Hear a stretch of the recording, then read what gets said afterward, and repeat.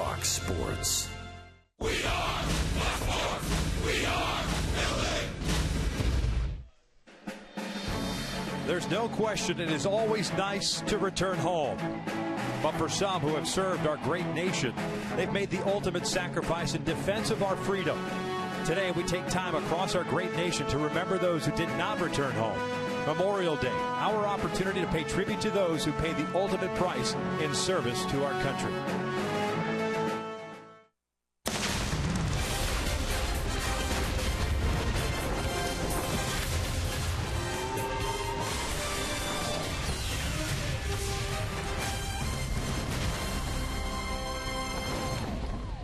It is a sports-centric Memorial Day here in Southern California across the 57 freeway at the Honda Center. It's Game 5 between the Ducks and the Chicago Blackhawks. And here at the Big A, it is interleague action. The San Diego Padres roll in for the first of 3. It's a long homestand for the Angels, the first of 10 beginning tonight. Hi, everybody from inside the Big A. We welcome you back to Angels Baseball here on Fox Sports West along with Mark Gubiza. I'm Victor Rojas, and when you talk about these two teams, you got to talk about their managers, Mike Scioscia and Bud Black. Of course, Buddy Black serving as Mike Scioscia's pitching coach for the 2002 World Championship Angels, and it's always nice to see those two guys get reunited. They have that bond, Victor. They won a World Championship together back in 2002. Blackie, very good as a pitching coach for 7 seasons under Mike Scioscia. 9 years now as a manager for the Padres. He's had to deal with some offenses that haven't scored a whole lot. Now all of a sudden he's got some offense for the club right now. Mike Scioscia, and you look at the number of people on his coaching staff that have been managers. Joe Madden, Ron Renneke now, who has been let go, but very solid early on in his career with Milwaukee. But Bud Black has done a very good job with the Padres. Yeah, both offenses obviously have struggled for the Padres and for the Angels. On the pitching side of things, it's been a little bit better for the Angels. They have their ace on the mound today in Jared Weaver, and he's throwing the ball well. Yeah, he's throwing the ball exceptionally well. Take a look at our AT&T U-verse rewind. You can see why he's throwing the ball so well. For me, fastball command has been very good for him. Hitting his spots, cutting his fastball the outside part of the plate, hitting that spot, that's been setting up his very good changeup. His curveball command has been better, but it's the feel for that fastball that set up the off-speed. 23 in the third innings pitched those last 3 starts. Only 4 earned runs for Weaver. He is back to being the ace of the staff with that breaking ball, changeup. Above all, his fastball command has been excellent. Tyson Ross will go for the Padres. It is Memorial Day baseball here at the Big A. Sit back and relax. We're going to bring you the lineups and the first pitch when we return.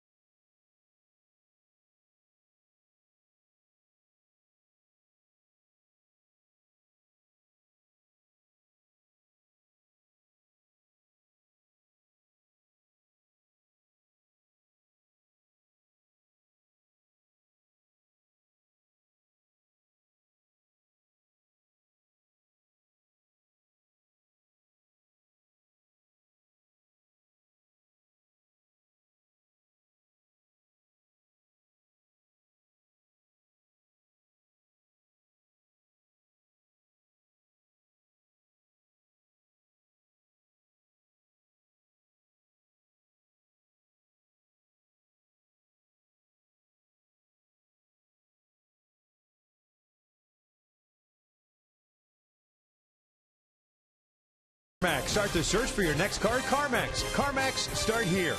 And by Jack in the Box. Try the new legendary Buttery Jack from Jack in the Box today. We welcome you back out to Angel Stadium, side of Game 1 of a 3-game set against the visiting San Diego Padres. And mentioned before going to break that this is two ball clubs right now that offensively that have struggled. Now the Angels, obviously, they didn't know what they were going to get this year from the offensive side. Now when it comes to the Padres, everyone expected a lot of big things from the Padres, considering all of the moves that they have made.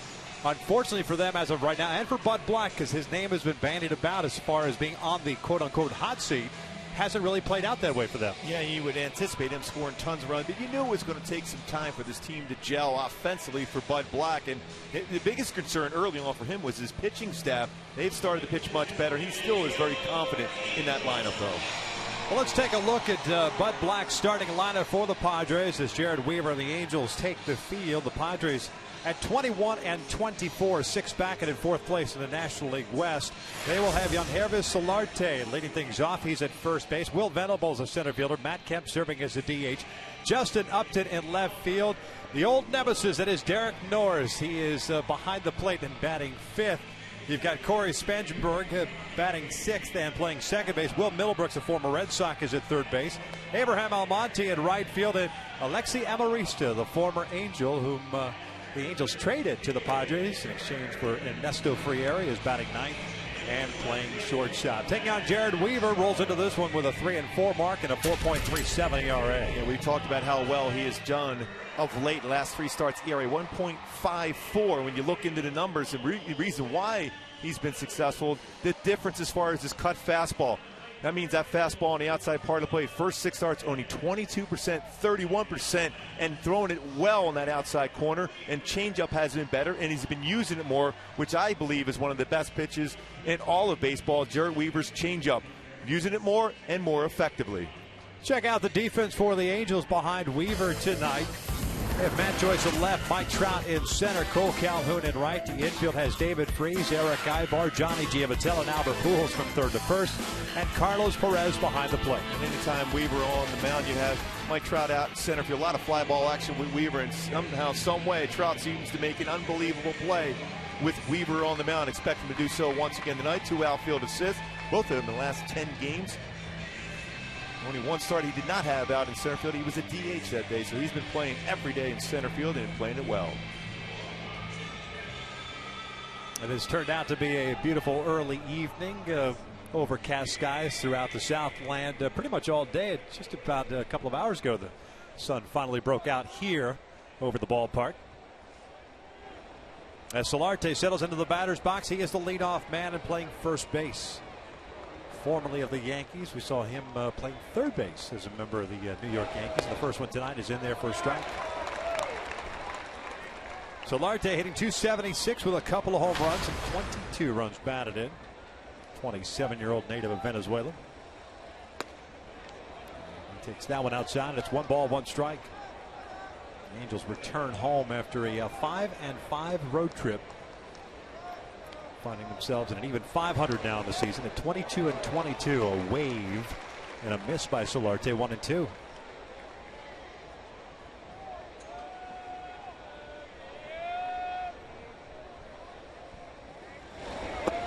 There's that no-seam fastball into a left-handed batter, just misses.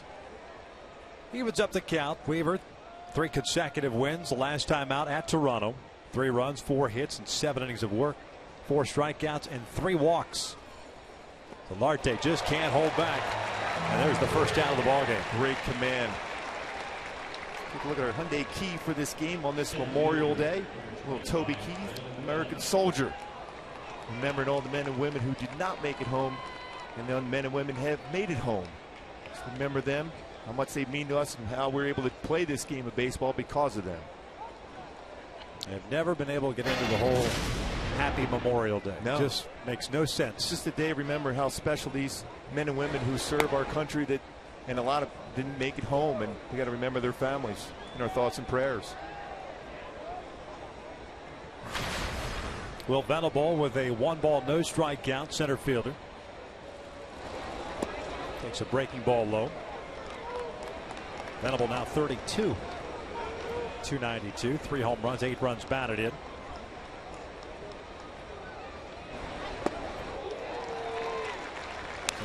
No seam away to a left-handed batter. He's really comfortable now with his fastball. He's not worried about the velocity, and he has increased as far as his velocity consistently in the last 3 games, but it's location. On the corner, 2-2. Venerable 2 for 6 in his career versus Weaver with a home run.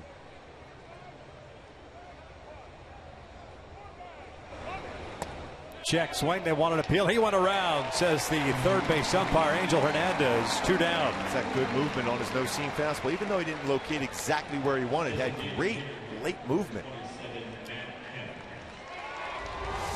Venerable to see if he went.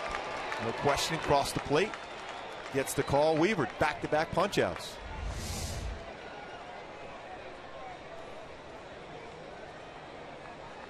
Matt Kemp will step up now, the DH.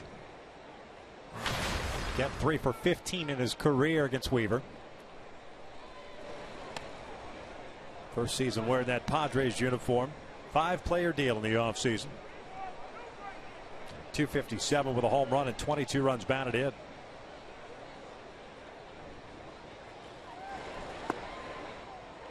Evens up the count.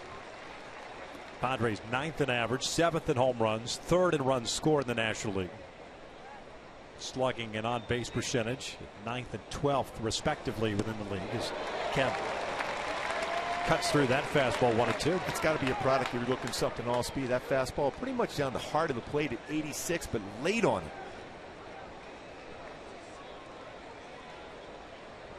Weaver trying to strike out the side. And gets a little nubber back toward the mound. Perez takes charge.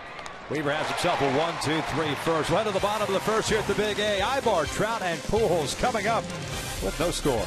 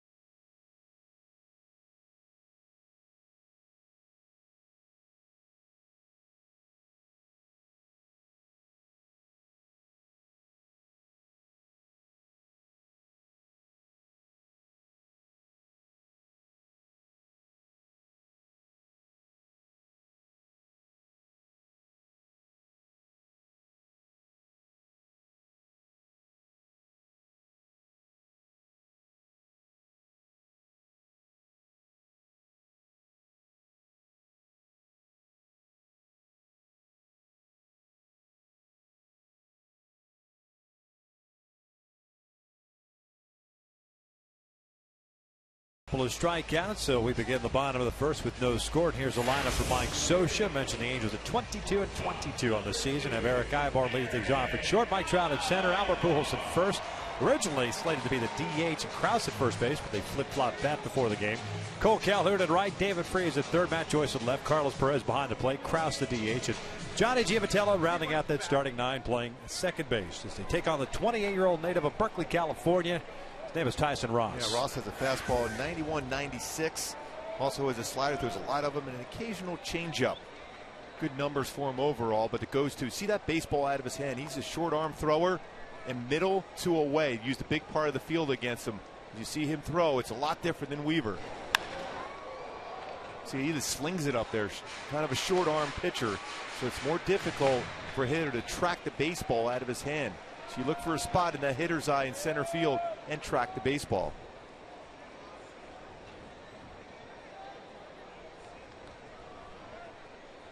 Eric hitting 274. Takes a strike on the inside corner. It's 0-2. A home run and 14 runs batted in. Erick 0 for 12 in his career versus Ross. And a swing and a miss. Norris has to throw down to first to complete the strikeout, and there's the first out at the bottom of the first. We'll check out the Padres defensively. Upton, Venable, and Almonte in the outfield from left to right. Bill Brooks, Amariste on the left side. Spangenberg and Solarte on the right side with Norris behind the plate. The former Ranger Amarista playing shortstop, had played a number of different positions over the years for the San Diego Padres, but this year settling in at shortstop position, has only committed 3 errors so far this year. Strong throwing arm for Alexi.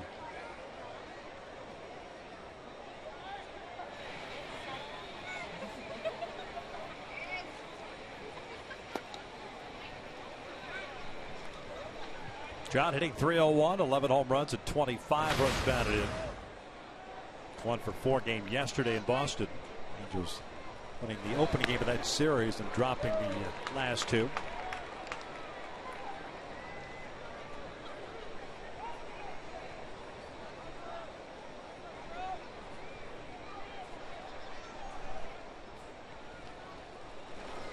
Downstairs. Look, there's still a little sun around the home plate area and the pitching mound. So more difficult for hitters early on to be able to track it. The 6 o'clock start here. Down and away. A 3-1 count with Pujols on deck. Tyson Ross pitching in his 9th game, 5th start against the Angels in his career. 1-1 mark and a 1.78 ERA.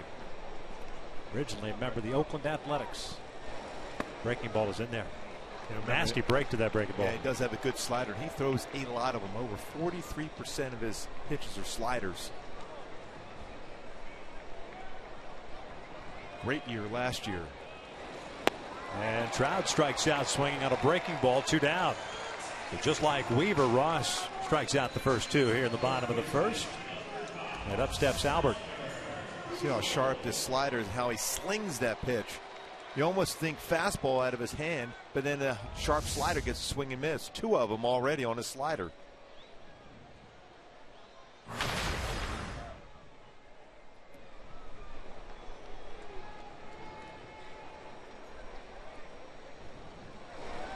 Breaking ball for a strike. One of the top 3 in the order for the Angels career-wise against Ross. Just 1 for 23. I think that 1 for 25 now. Back-to-back breaking balls, evens up the count. Albert 0 for 4 yesterday, hitting .229 on the season. 3 infielders on the left side. Albert tries to punch it to the right side. Solarte has it, races to the bag. And the Angels go down in order. We head to the second with no score.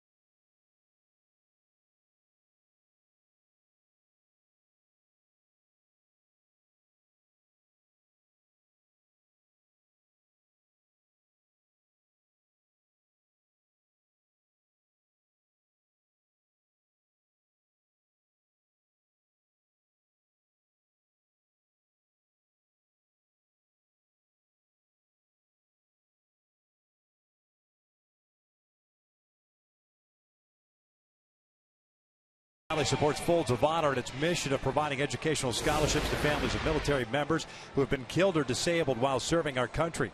It is our pleasure to host the Jordan, Robles, and Akiyama families in our Fox Sports Suite tonight in honor of Memorial Day. For more information about this great organization, visit foxsportsupports.com. Upton, Norris, Spagenberg to face Jared Weaver at a 1-2-3 first, including a couple of strikeouts.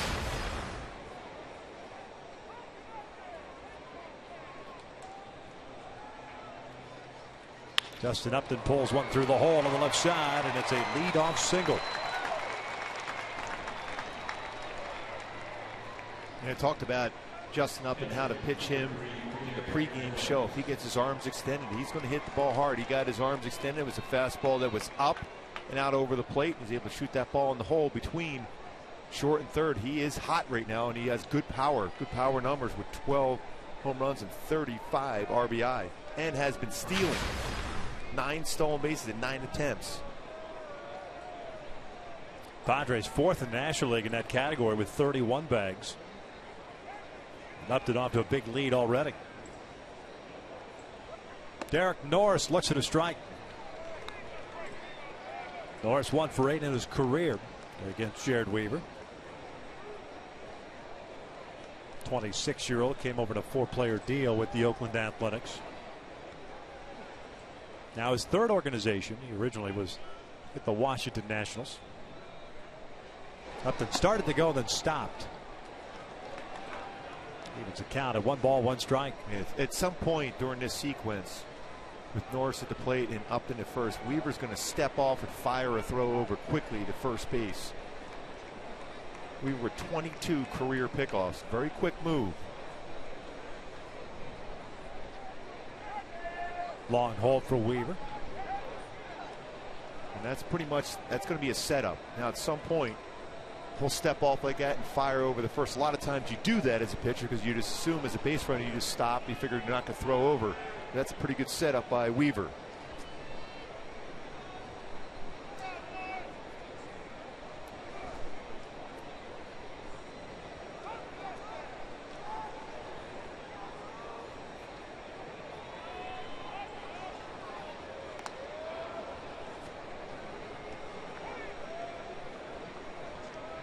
Perez has done a great job as far as throwing out would-be base stealers himself. He's thrown out 71% so far this year for Carlos Perez.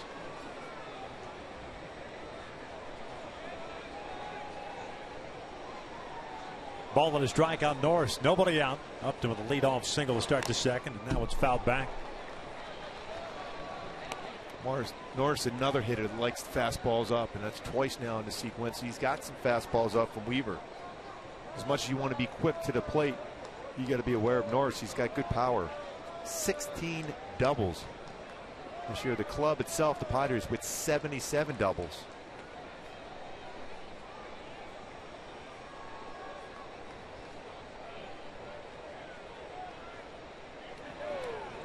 Breaking ball bounced a couple of feet in front of the plate. Nice play by Perez. 2 balls, 2 strikes. The Ducks have taken a 1-0 lead over the Blackhawks. A little quack quack. First period. You do that every goal? Yes. You know, like at most of the stadiums, they have that horn. Yeah. We'll just do a little quack quack every goal.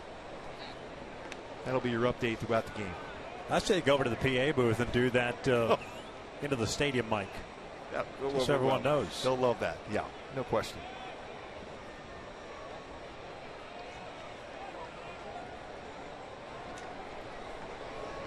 Upton again off to a big lead. Quick tag, got him. What a pickoff by Jared Weaver, 1 down. Well, he just felt at some point during that sequence Weaver was going to show the A move, and he did. Now 23 career pickoffs for Weaver. Set him up perfectly. That quick step off and then fire over to first base. Quick tag by Pujols.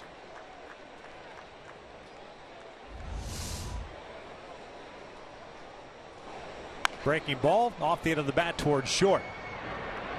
Off balance throw, and they just do get Norris for the second out. Norris runs very well for a catcher. He gets down the line quickly. That ball not hit that hard off the end of the bat on the off-speed pitch.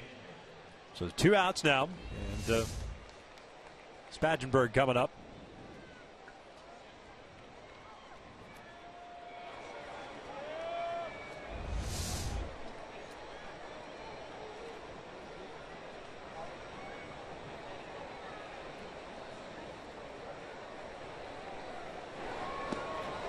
Tried to bunt at that pitch, and Angel Hernandez agrees.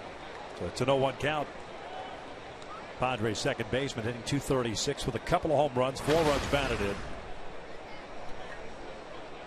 Former first round pick, 10th overall in 2011 at Indian River Community College. That's at Fort Pierce, Florida. This one skied just near the plate. Incidental contact between Perez and Corey. And the Padres are done here in the second. We'll head to the bottom of the second with no score.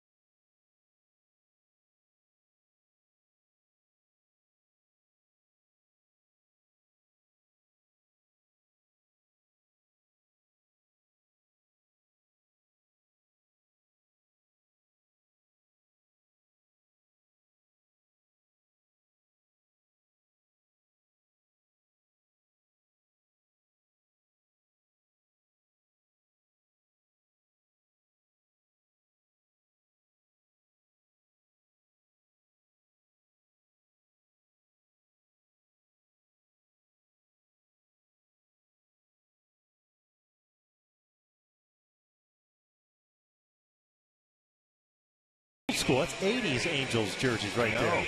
Digging it. It's 2-0 now. Quack, quack, quack, quack. Oh, you're going to double up. Double up the quacks. First period. A big Game 5, Game 6 in Chicago. Series tied at 2 games apiece. Just avoid overtime. Yeah. It's win in 3 periods and move on. 4, 5, and 6 for the Angels here. The second, Calhoun, Freese, and Joyce.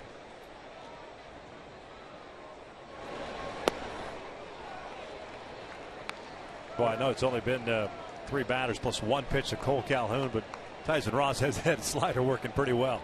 Just slings it up there. Almost it's exact same arm angle as his fastball.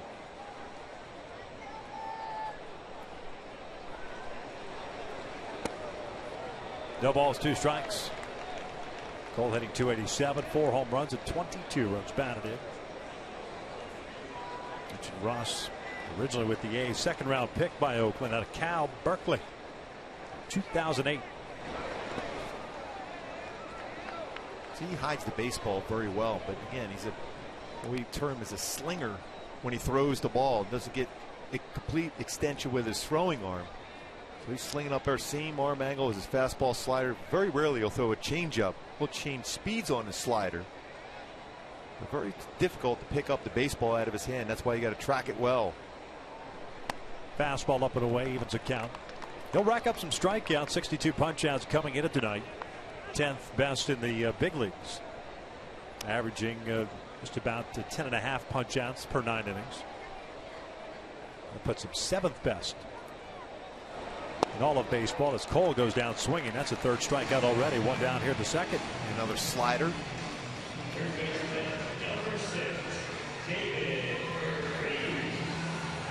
Halos coming off a game in which they managed 4 hits against Wade Miley. They had 6 hits in Saturday's loss.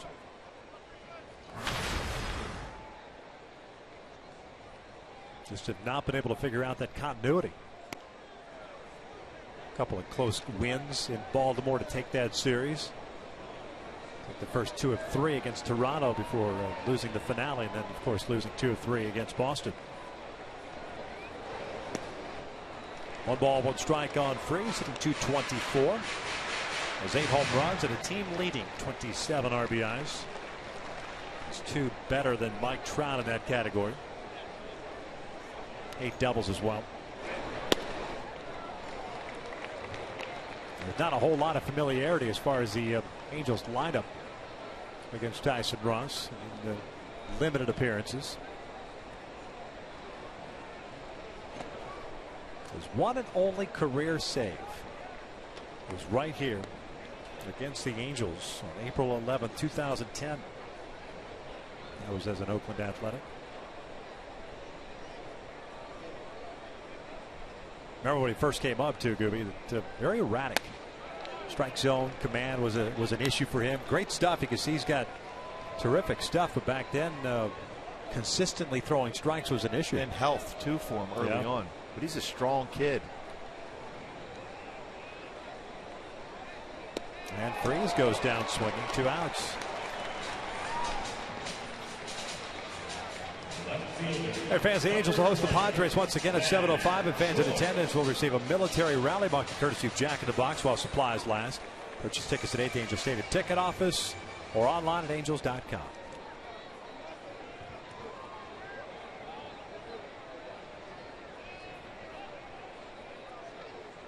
Three infielders on the right side with Matt Joyce at the plate.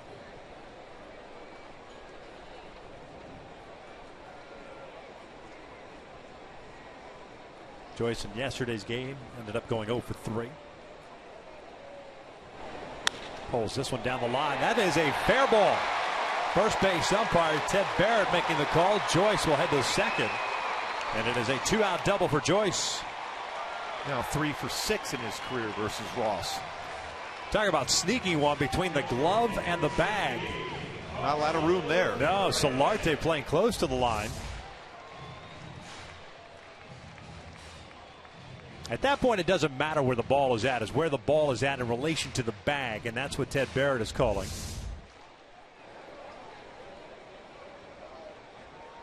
And Barrett's saying that that ball did go over the bag, and that's why he pointed fair. 8th double of the year for Joyce, a man in scoring position. First base runner for the Angels. There's Carlos Perez.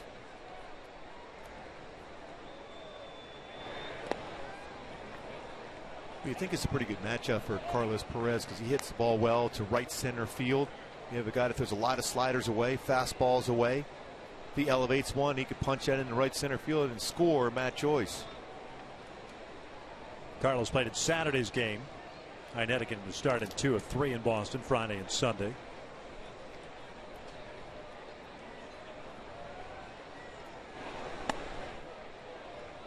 Two balls and no strikes. Scott Barry calling the balls and strikes tonight. Mentioned Ted Barrett, the crew chief at first, Chris Conroy at second, and Angel Hernandez at third base. The umpiring crew for this 3-game series.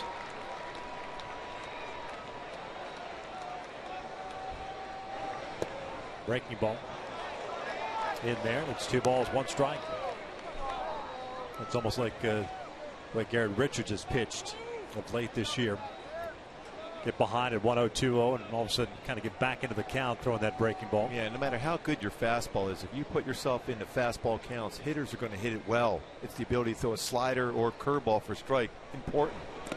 And that is a whiff by Norris.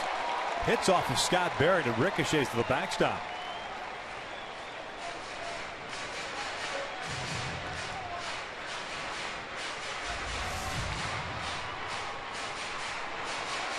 He got right underneath the legs.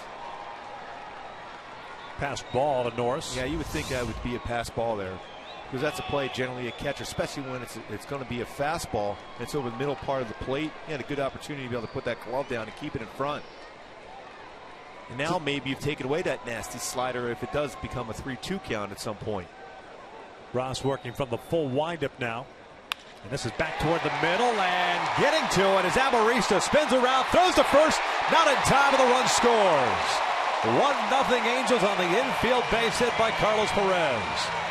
Well, Amarista did everything he could to make that play with good range. Going into the outfield grass, pretty strong throw, but Perez can smell that base hit, an RBI, beats it out, gets down the line, and scores Matt Joyce. Perez has done a nice job here at the Big A. 8 for 23 here at home. Just beats that one out. Foot on the base to stretch.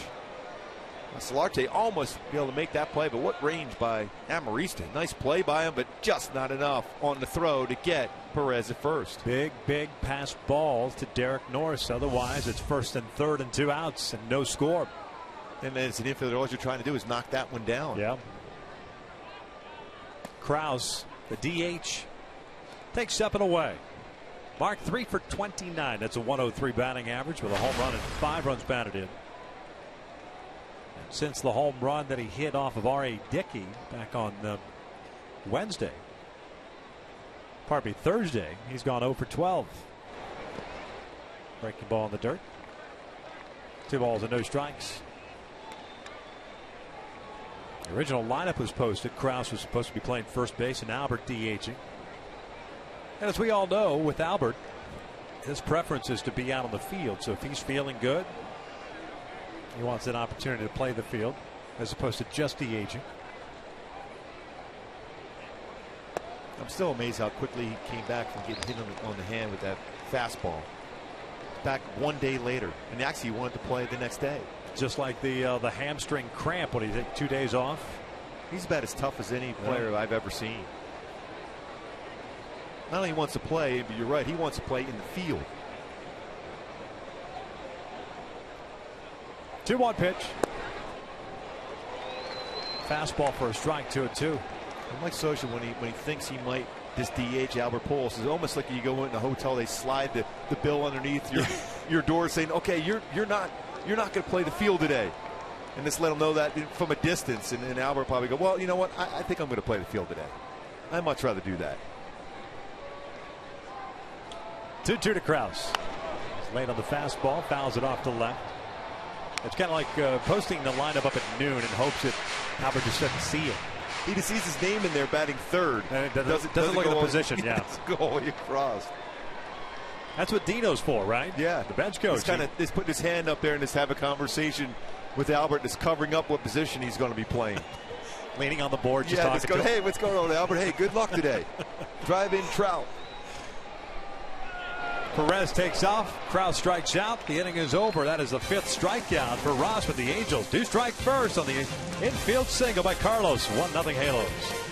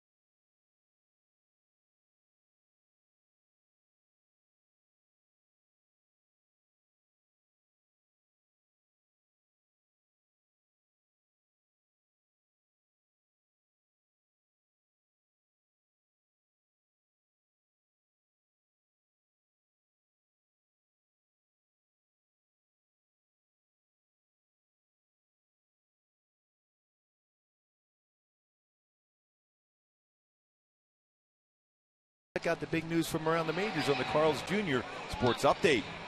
A big day in the Bronx, and even better day, bigger day in Baltimore.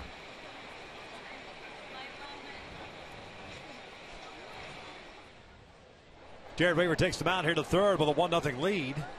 He'll face the bottom third of the order: Middlebrooks, Almonte, and Amarista.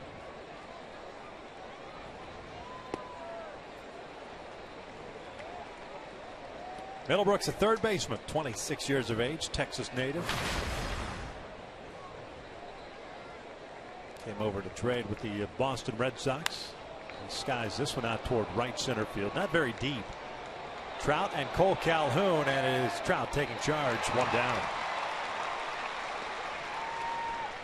Both had to go a long way for that fly ball. Both play very deep. The center fielders and the right fielders, respectively.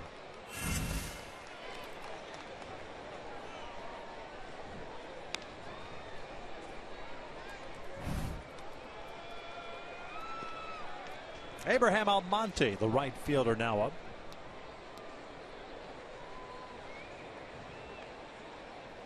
$13 games so far for Almonte.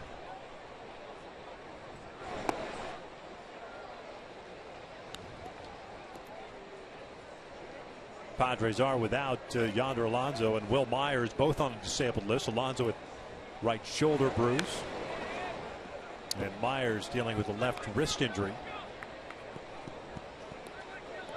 I was talking about Bud Black about Will Myers. They really miss him because he's swinging the bat well. He's in a pretty good streak when he got hurt.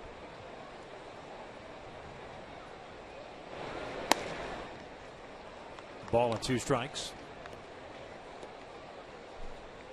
Certainly a lot of expectations going into the season for the Padres, that's for sure, considering new general manager A.J. Preller coming over from the Texas Rangers, taking over the Padres as Almonte goes down looking for the second out. And then all of a sudden, all of the moves that they made. I still think in the end this team is going to be very good, the Padres. There's too many good offensive threats to not play well. That's that no-seam fastball, brings it back and catches the inside corner. Or got a lot of the plate by the end after that movement. Are you saying that because of the talent along with perhaps the way the division has played out? That and the fact that, they hadn't pitched real well, and their bullpen hasn't done a real good job, but they're turning around now. Eventually that offense will. And I even asked Bud Black about that. He knew the Dodgers were going to be good.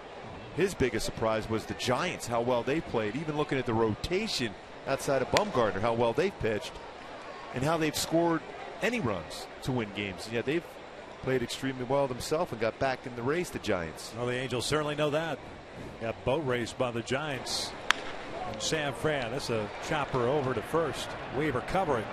And Weaver with a 1-2-3 shutdown inning. We'll head to the bottom of the third. 1-0 Angels.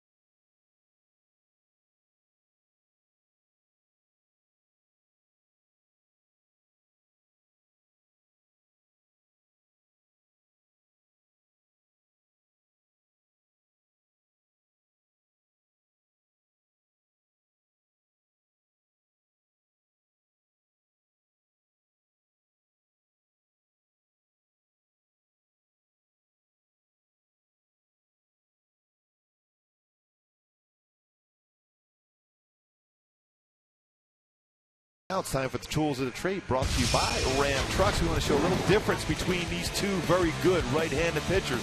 Tyson Ross on the left. You see the freeze of where his elbow is and how he just slings it across his body to be able to throw his pitches consistently. Then Weaver hides the ball, throws across his body, but much more of an arm extension to be able to finish off his pitches with his curveball and changeup and his fastball. Two different type of pitchers, but both have been throwing the ball well today.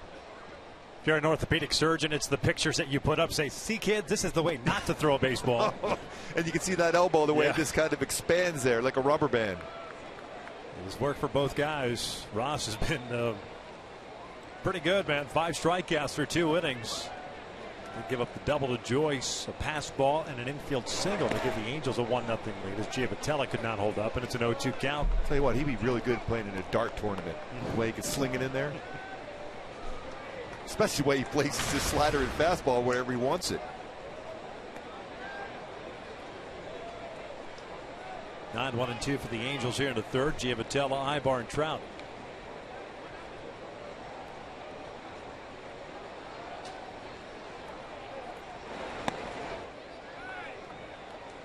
Fastball just missing upstairs.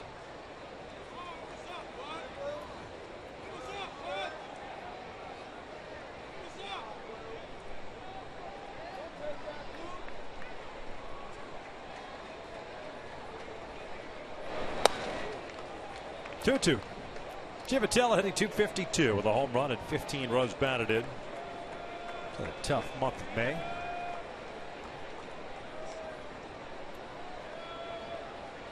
Three nothing Ducks. Quack, quack, quack, quack, and another quack, quack. This one off the plate towards second base. Going to be a tough play. There goes an infield base hit. Even if Corey comes up with it, they're not going to throw out Giavotella, so another infield single. Leadoff man reaches for the Angels.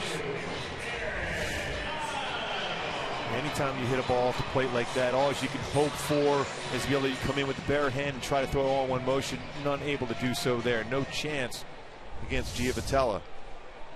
Now I think this is when you're going to see Mike Scioscia with some movement. Yeah, Erick Aybar, who handles the bat well, and Giavotella, who runs well at first base. Middlebrooks, the third baseman, in on the grass. Erick struck out of the first, so he's 0 for 1.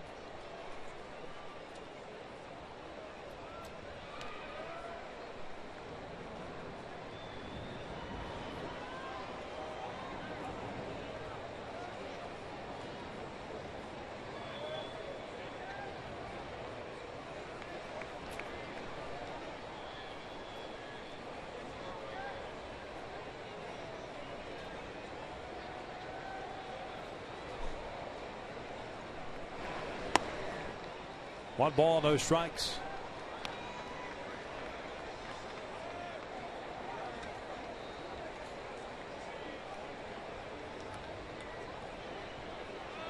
Ross, an all-star a season ago, was 13-14 for the Padres with a 2.81 ERA. And that is lined to center. Will it get down? No. Nice play by Venable to get to that baseball, make the catch for the first down.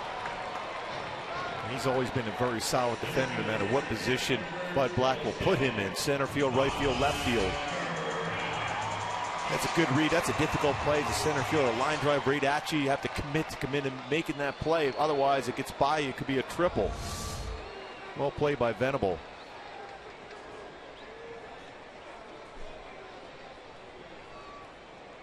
So Giavotella stays at first base, 1 out, and Trout up.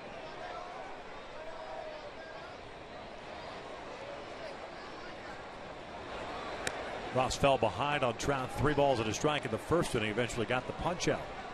Tyson Ross has allowed 15 stolen bases in 18 attempts this year so far. Last year, 31 stolen bases in 41 attempts. So you're saying he could be run on? There's no question. He does have a slide step. He'll utilize that. He's quicker to the plate on that. Otherwise, you have a pretty good chance of being successful. Norris so far this year has done a pretty solid job. He's thrown out 33% of would-be base stealers. And we've seen clubs run on Derek Norris before, especially with Tyson on the hill in that long throwing motion.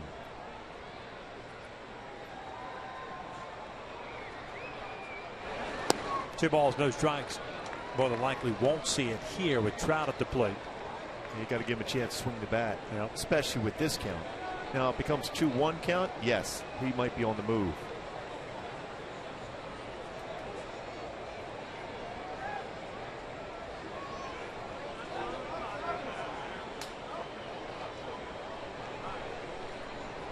Giavotella takes off.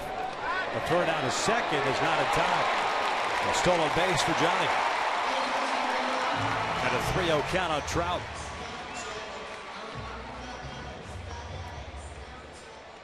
First base open now. Pretty good jump, and that's long throwing motion before he releases the baseball. A low throw, not a bad throw from Norris, but not much of a chance. Giavotella picks up his first stolen base of the season. And you got to be swinging if you're Mike Trout. 3-0. We've seen him do that a number of times of late, knowing how important he is in this lineup as far as a run producer.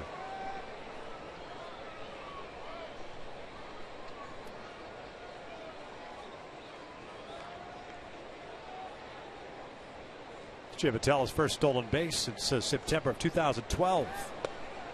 3 balls and a strike. Again, you can run on Tyson Ross. You have to take those chances, especially when you're trying to find some consistency as far as scoring runs as an offense. Handle's got a run in the second and a double by Joyce. Moved to third on a pass ball and an infield base hit by Perez. Trout pulls it foul, so it's a full count now.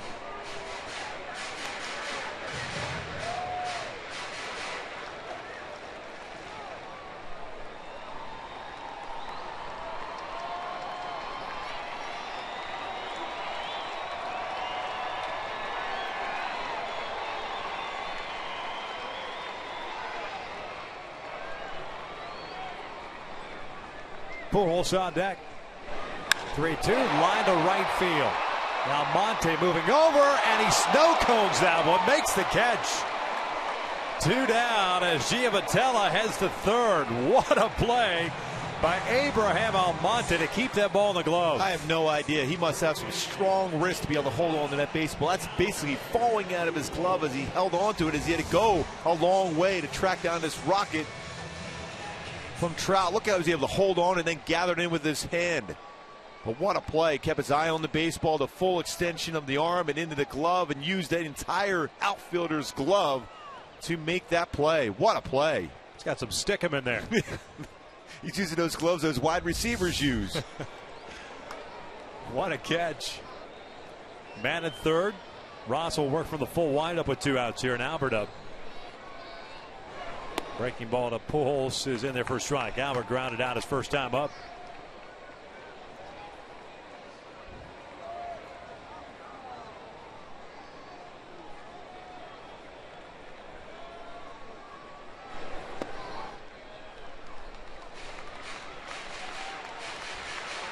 Ball popped out of the glove of Norris, but called strike on the breaking ball. It's 0-2. Albert didn't like the call, but it was a pretty good pitch.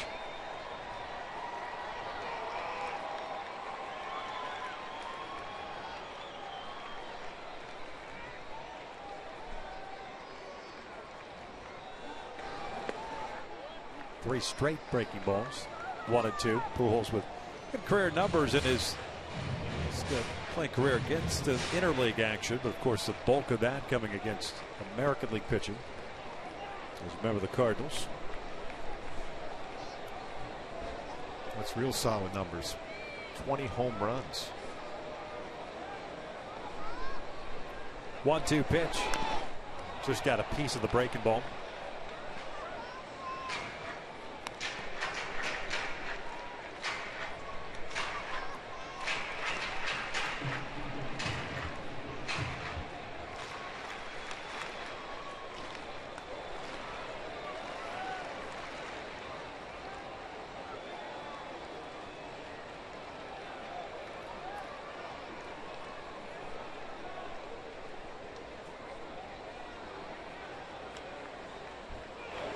This one's lined toward third, and Middlebrooks gloves it. Would have been a foul ball, but a heck of a play by the third baseman Middlebrooks. Two fantastic defensive plays by the Padres. And they're showing some gloves here today, the Pods. Two great plays in a row.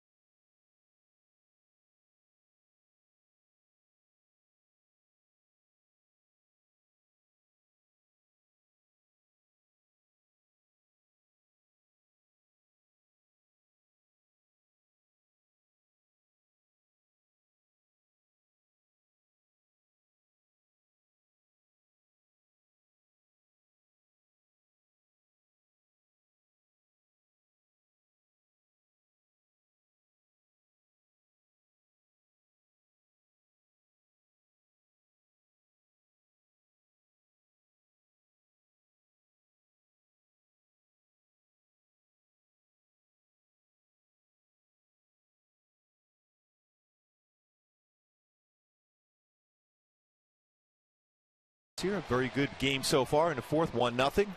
Let's take a look at our interleague career records. As far as best over 25+ starts, Verlander 25-3 in interleague play. Weaver right behind him, 16-5. Mark Burley 29-10. Weaver picked up his first career shutout against San Diego Padres back in 2009. He'll face the top of the order here. Solarte, Venable, and Kemp face the minimum 9 courtesy of pickoff of Justin Upton after Justin singled the lead off the second. Solarte with a strikeout in the first. One of 3 punch outs for Weaver. No walks, 1 hit.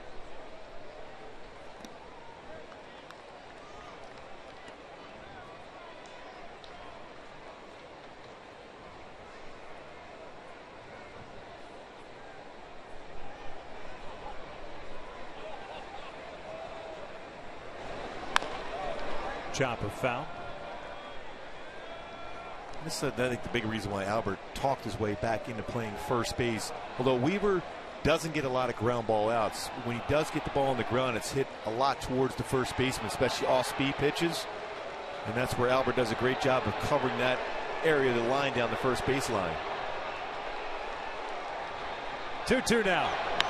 Ground ball, and that'll sneak through to the right side. There's a leadoff single for Solarte. Let's go down to our very own Patrick O'Neill. Patrick. Thank you, Victor. On this Memorial Day, I'm with real soldiers right now from the Marine Corps. Sergeant Schaefer, Sergeant Hopping. Tell me, guys, who are you remembering this Memorial Day? Thomas Spitzer and Tyler Whitfield. Lance Corporal Christopher Camaro. Appreciate that. You guys also have wristbands to honor these guys right here. So this is what it's about, Victor and Mark, on this Memorial Day. Real stories here. Back to you. No question about it, Patrick. We appreciate it. We'll check in with you a little bit later on. Venable takes up and away. He struck down in the first as well.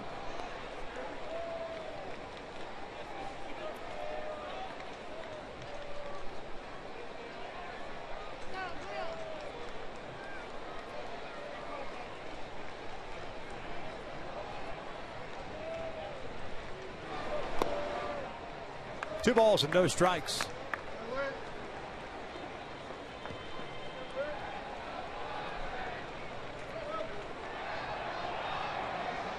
The chant of "Let's go Padres" down in the right field corner, in the lower level. And that's why you hear some of the boos soon thereafter. A lot of Padres fans here during batting practice along that first base side. Yeah, quite a few.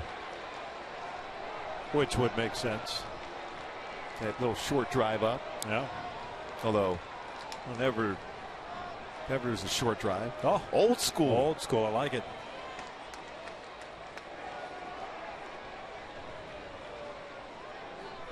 A check in. Solarte back.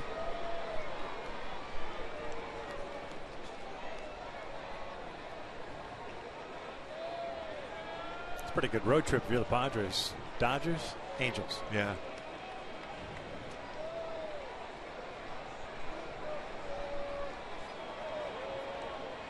Two on. 3 balls at his strike. Matt Kemp on deck.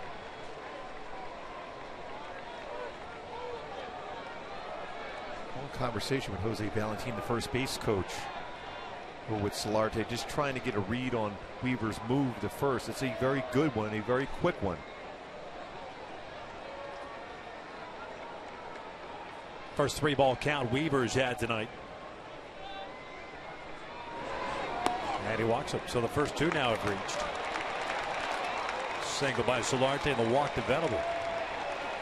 Folks, join us for Singles Night Thursday before the Angels take on the Tigers at 7:05. For only $31, receive a game ticket, admission to a pregame mixer, drink specials, and a chance to meet your match. For more info to purchase tickets, visit angels.com/singles. Whatever I just said. Singles, that's what you said. Oh, I was just going to say we probably won't have a stage manager or a statistician on Singles Night. With Norm? No doubt. Norm and Ralph or Dean, they're gone. We're on our own.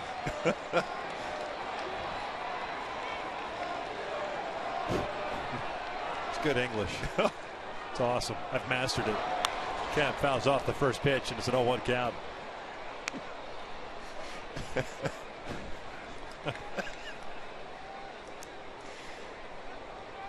Kind of helps to finish the read before going on to the next thought, you know.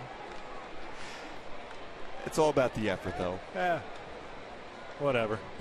Won't be the last time. You gave it 110%. If there were only such a thing. 0-1 pitch. Downstairs. Kemp, a little dribbler out in front of the plate. Perez threw him out on to end the first inning. Padres DH tonight is 0 for 1.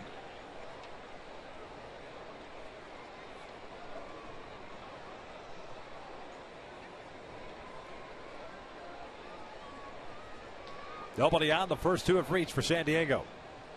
Inside. We always talk about it. Pitcher always goes through one of those tough innings. It's how you can navigate through there with limited to no damage. This may be the inning for Weaver with a very good hitter up here, Matt Kemp.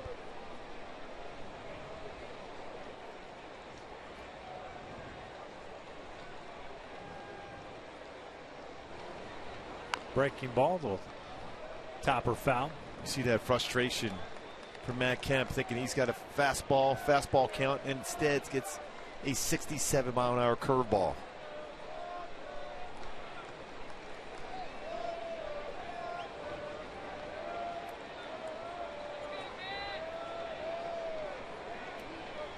Solarte, the base runner at second, and Venable at first. You got Justin Upton waiting on deck.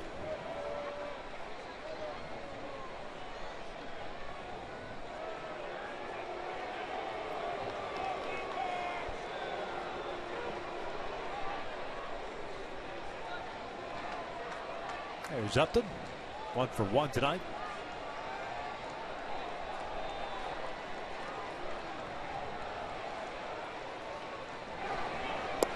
Changeup missing low, full count. It's a pretty good take. And just off the outside corner. And one thing about the Padres, they are very aggressive running the bases. You wonder if they're going here, even though there's no outs, 3-2 count. And Bud Black will have them moving. They don't go. The 3-2 is a called strike. 3 down goes Kemp. Boy, on a pitch, it seemed to be out of the strike zone, but Weaver gets the benefit of the call. 1 out. He threw almost back-to-back change-ups in a similar spot. This might even be a little bit further away. But Black, Dave Roberts, the bench coach for the Padres, did not like this call. The thing is, Perez kept his glove there. Subtle movement upstairs, but kept it there for a while to give the home plate umpire an opportunity to look at it.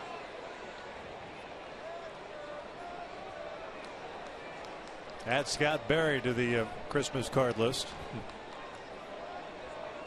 Here's Justin Upton. Yeah, but misses outside. Upton 1 for 1 as he singled to left field in the second inning.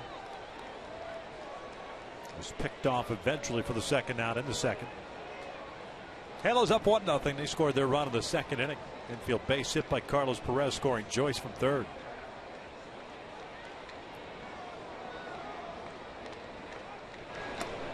That's got to be so frustrating too for a hitter.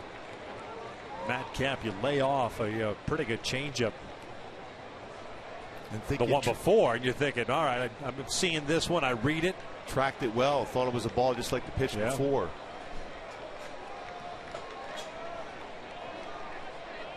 Two-0. Breaking ball. Check the swing. Fouls it back. 2 balls and 1 strike.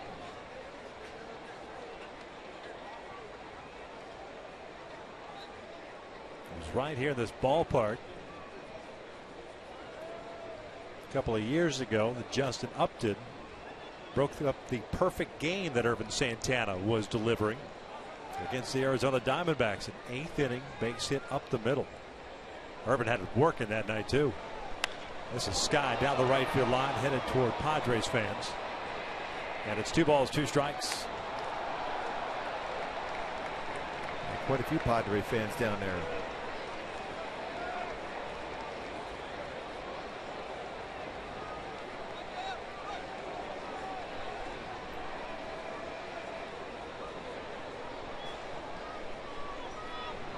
Love the old school.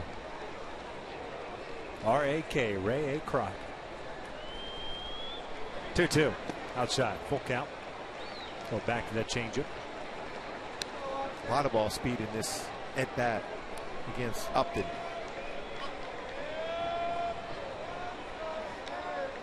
.53 pitches thrown in this game for Weaver. 21 so far in this inning. Very economical the other 3 innings.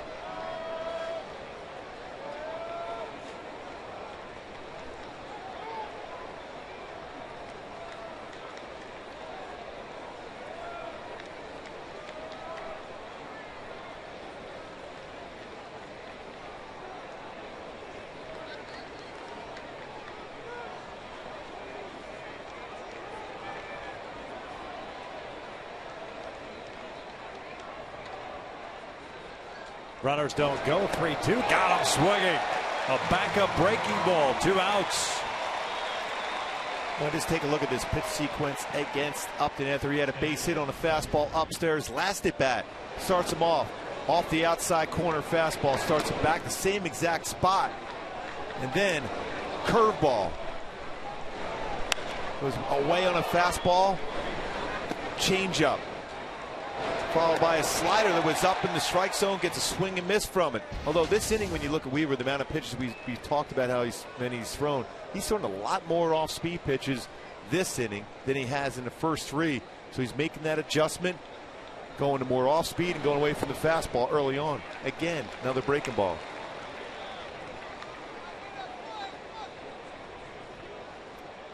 Derek Norris grounded out to Erick Aybar in the second.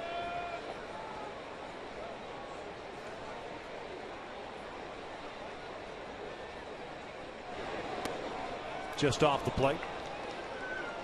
Evens up the count at 1 ball, 1 strike.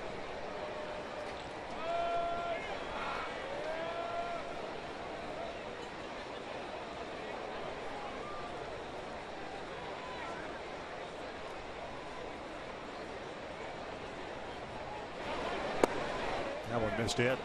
This inning started with a single by Solarte to right, the walk to Venable. And back-to-back 3-ball counts to Kemp and Upton before picking up a strikeout on each. So 25 pitches this inning.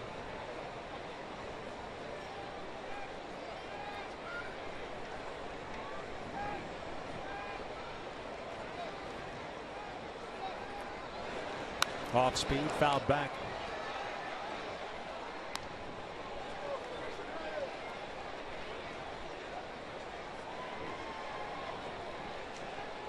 Two balls and two strikes.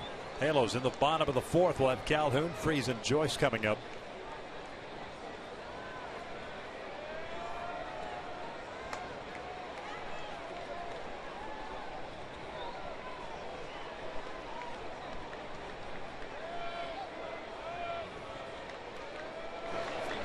Norris, skies on the left. Playable for Joyce. Comes in. Weaver works around the first two guys reaching base. We'll head to the bottom of the fourth. 1-0 Angels.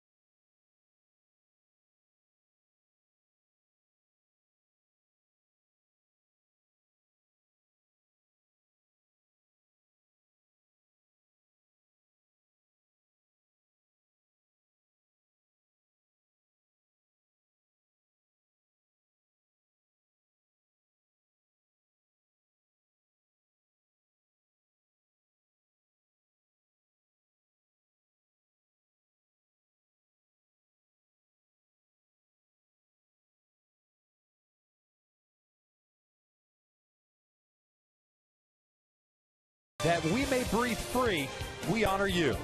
And by your Southern California Toyota dealers. On this Memorial Day, USAA honors those who gave everything in their service to our country. It's great to see him here today. A lot of servicemen and women in attendance.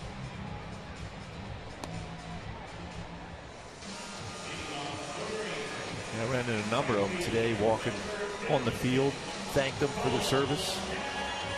And he basically just looked at it as a thank you for supporting us.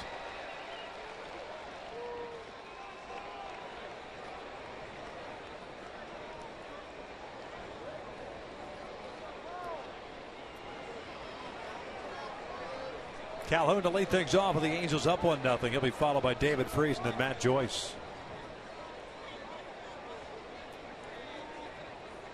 Ross with 5 strikeouts, no walks, 3 hits allowed. Cole looks at a fastball for a strike.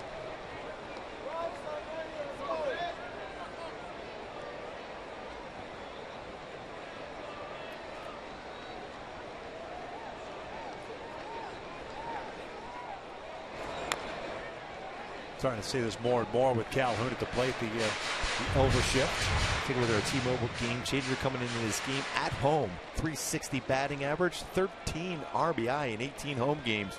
The rest of the Angels have combined for just a 220 batting average at home. That's entering today. Cole has loved home cooking here at the Big A.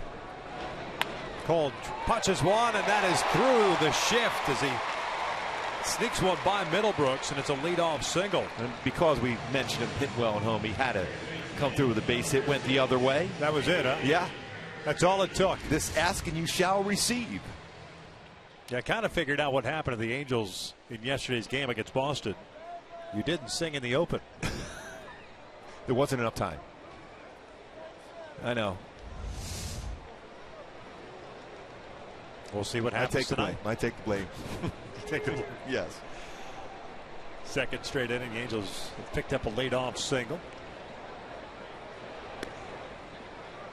Giamatello eventually was stranded at third base in the third inning. See what happens here in the fourth. David Freese 0 for 1 with a strikeout.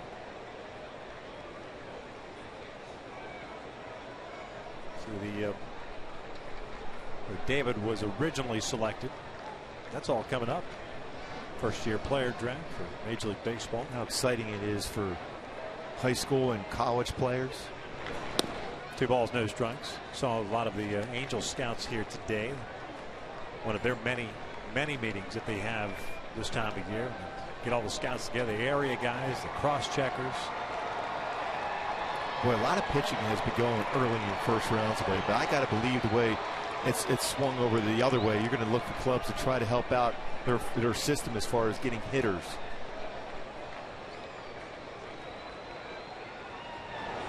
Freese hits that one off the end of the bat. 2 balls and a strike. And while you see pitchers quite a bit now, guys that are getting to the big leagues fairly quickly, especially the college pitcher, the 4-year university guy that gets drafted after his junior season. We haven't obviously seen a whole lot of that on the position player side. I guess Chris Bryant was probably as close to ready, supposedly coming out of college, and he's now in the big leagues.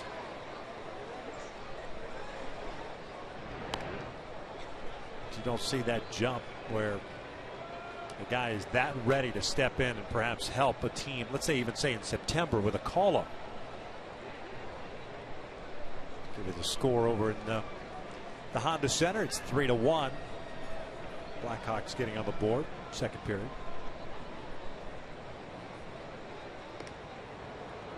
And Bud Black's very aware of the way Mike Sosa manages. He's still, even though there's no outs here, 2-1 count, and Freese can hit that ball to the right side of the infield very well. He's making sure there's enough throws over this to keep Cole close enough in case Freese hits the ball on the ground. They still have an opportunity for a double play.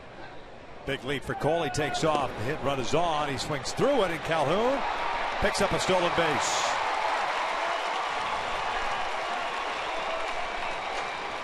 And another stolen base against Ross and Norris. That's 48 attempts against Derek Norris behind the plate this year. 33 base stealers have been successful. That's a lot. His offensive numbers have been outstanding. We showed that earlier, how well he's done as far as the RBI total, extra base hits as a catcher in the National League. 2-2, breaking ball, nice block by Norris. Full count.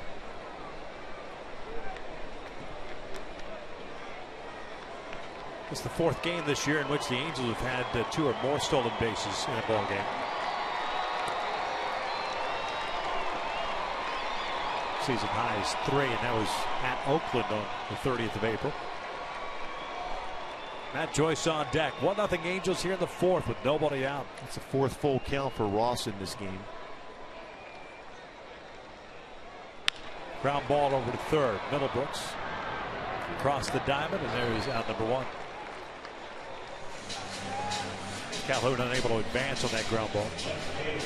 And Ross throws him a slider, a pitch that usually when you see from David Freese, he can hit the ball well the other way, and that's probably was his objective, to hit the ball to the right side of the infield to advance Cole over to third base, but rolled over on that slider and it's a hit at third base.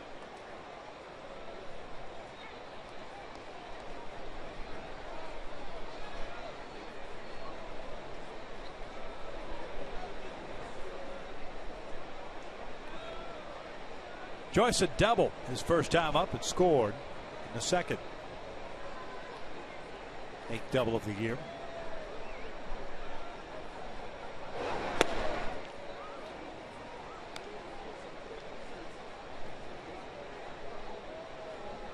.63 pitches for Ross. 2 strikeouts in the first, 3 in the second. That was the inning in which the Angels had 2 hits and a run.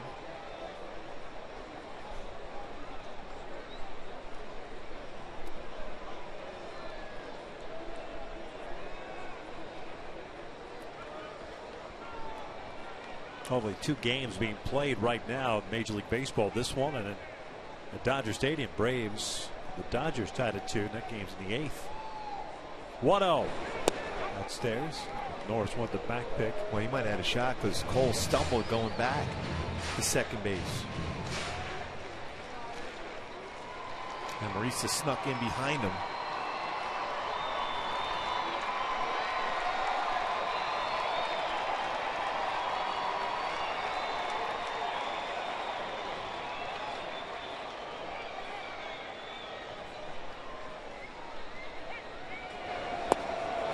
Two and one. And as a hitter right now, even though you can't sit on a slider, he's thrown a number of 2-0 sliders. What you can hope for is one of those hanging sliders. You can make good contact against them. We haven't seen many 2-0 fastballs challenge a hitter.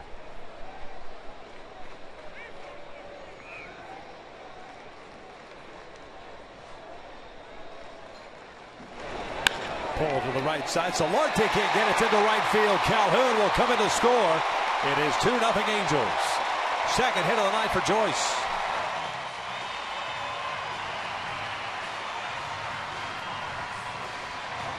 And how big is that for the offense and for Matt Joyce to come through now twice with a couple of good swings against Ross. Now 4 for 7 against him. And an RBI in the hole. Last at bat double break down the first baseline now between first and second.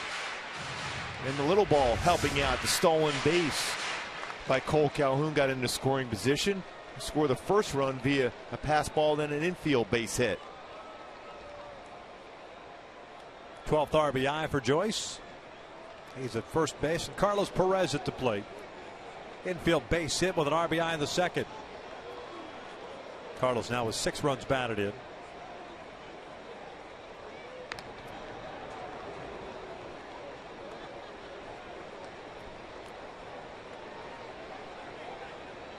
It's the 5th hit allowed by Ross. Another multi-hit game for Matt Joyce. That's the second in the last 4 games. Only had 1 in his first 35 games. So getting hot.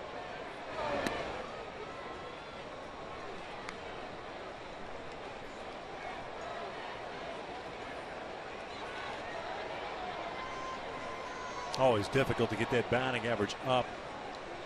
You know, going hitless and a couple of hits, hitless.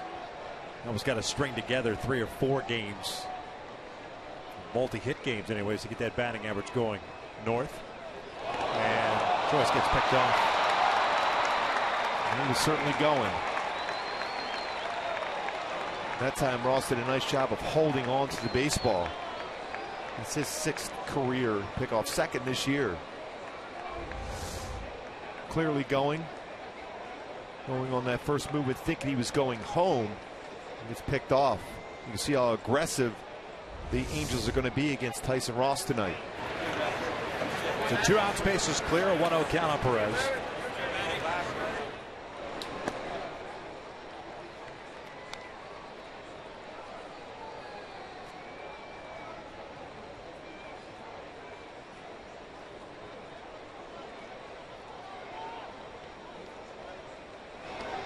Ground ball back up the middle. Now will sneak through for a base hit. So a multi-hit game for Carlos.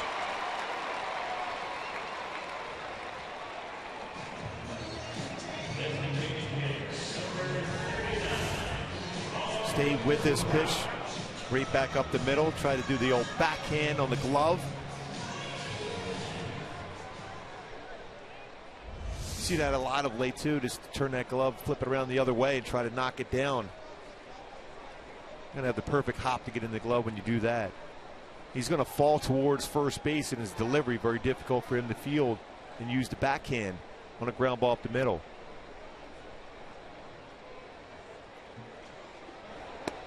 Mark Krause at DH, 0 for 1 with a punch out.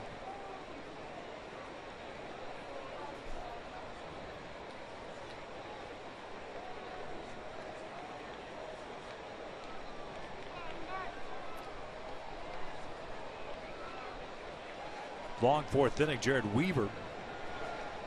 Long top of the 4th. As Krause shoots one down the left field line, that'll head to the corner. Justin Upton playing the carom. Perez will be stopped at 3rd. It's a double for Krause. It snaps an 0 for 13 for him. Runners at second and third for Johnny Giavitello.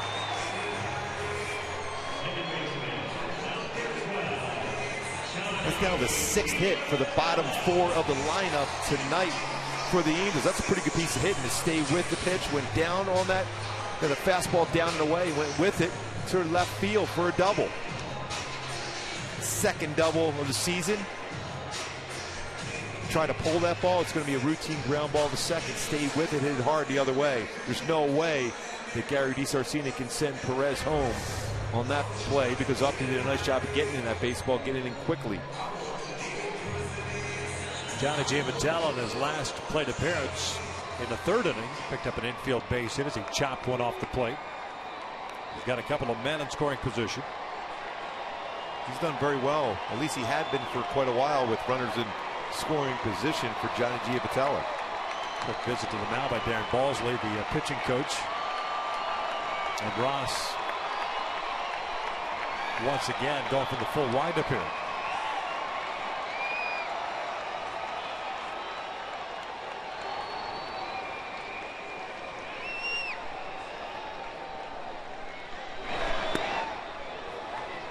No balls and a strike.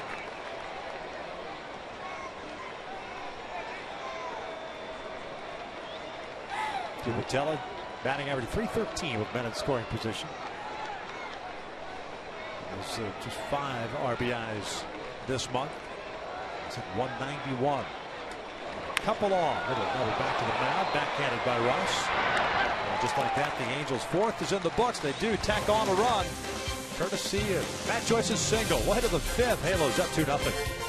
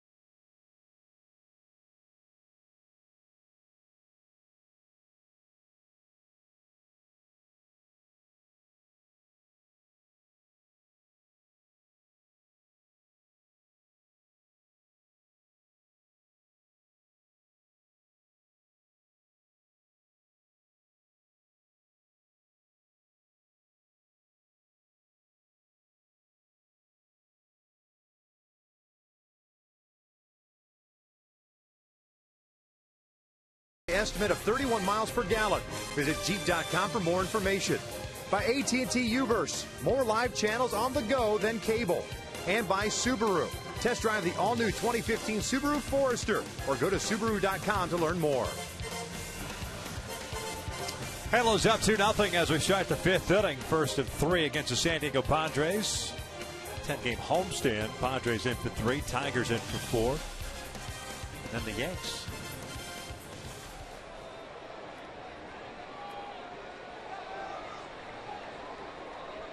Pardon me, the Rays. Then they go to the Yankees.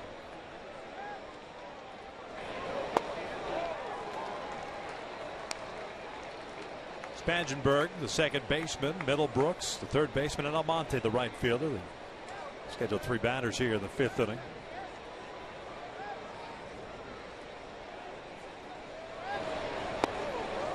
Swing and a miss, 0-2. Spangenberg popped up to Perez. And the second, so he's 0 for 1. Just trying to stay back on that excellent changeup from Weaver. And he got another one. One down. For more on this Memorial Day, let's go down to Patrick O'Neill. Patrick. Victor, thanks. Running into some amazing people here on Memorial Day. This is Robert, and you're here to remember somebody very specific on Memorial Day. My father, his name is Stonewall Jackson Markley. Thank you very much. Your father was injured in battle in World War II in the Air Force. He lost a leg in Australia. Thank you so much for remembering your father. Thank you. We appreciate it very much. Victor, again, the stories that I'm running across out here are amazing on a very special day. Patrick, thanks for sharing them. We appreciate it, and we will talk to you a little bit later on. Well, that was incredibly emotional. 1-1 strike on Will Middlebrooks, who had a fly ball to center field to lead off the third.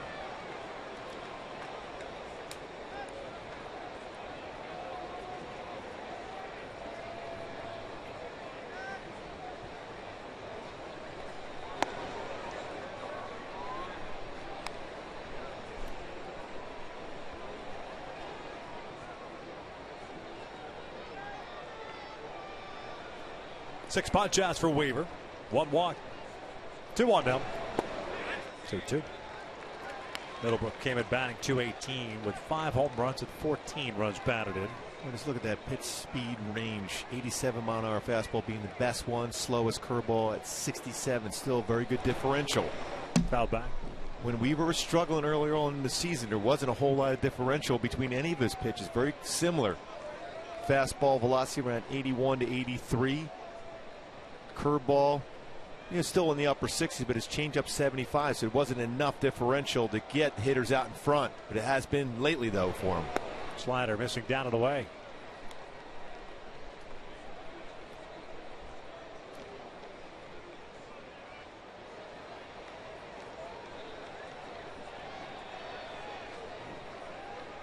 Three-two now. That's off the end of the bat toward Giavitelli. He lays back on it. And he lets the baseball play him as opposed to the other way around. He had a chance to come in and just make the catch on that little humpback liner. Yeah, caught in between which way he was going to go after this baseball. And off the end of the bat, going to have the spin on it, so you're better off taking away that spin and coming up and catch it in the air. So once it hits the dirt, it's going to go away from you. See, by the reaction, you have a chance to take a couple steps forward and take away that spin and catch it in the air. And he did initially. He took that kind of a stutter step in and then all of a sudden decided to let that ball bounce. It's called a base hit. Not sure how that's called a base hit, but I guess it is. Now Monty, a swing and a miss.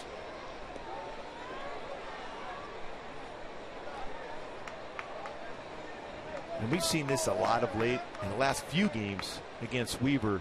The different spins, the back spins against his pitches. And the reason why is because that slow breaking ball, you're getting that baseball at the very end of the bat. And it's creating that spin. So if you're an infielder, you got to try to catch that before that spin hits the dirt. It becomes a very difficult play as an infielder to make.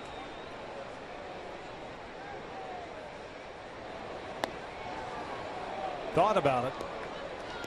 It's 1 ball, 2 strikes. Monty struck out looking at third, made a terrific catch. And the ball that Trout hit in the third inning. Ball slicing away from him, just snow coned it. Kept the ball in the glove. Swing and a miss. 2 outs.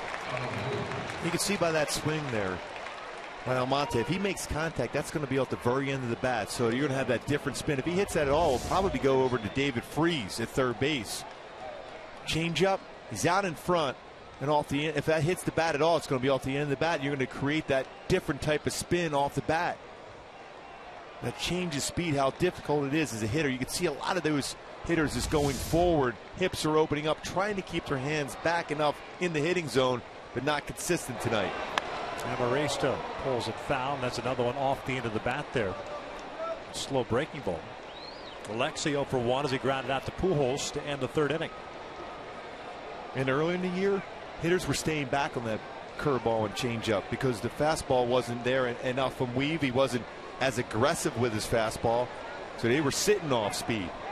Now they have to at least have that thought in their mind about a fastball at some point.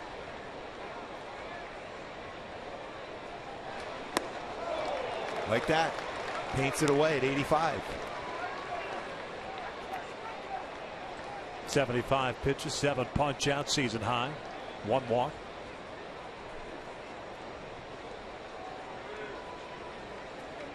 Previous high was 6. There was 3 starts ago.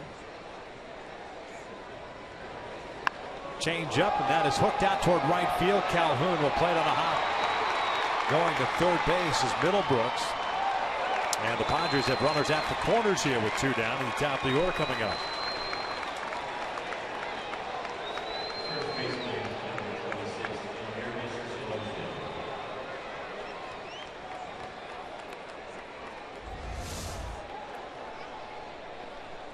All-speed pitch. Basically almost as if his bat hit the ground before he hit the baseball. It's like a cricket swing. Yep. And as a pitcher, all you can hope for is somehow that stays in there in the air long enough to be able to make the play in right field, but falls in front of Calhoun, which is not an easy thing to do. Yeah, somewhere Vladdy is smiling for that swing. Might have been hit a little harder though, off the ground. Yeah, a little different. Solarte looks at a strike.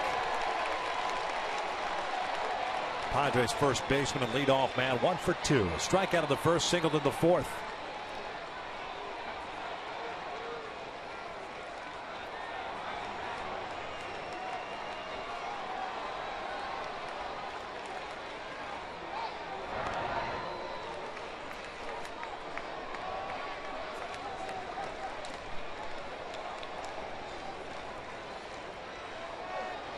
Took a lot of pitches for Weaver to get through the 4th inning. Trying to finish off this 5th. 77 right now.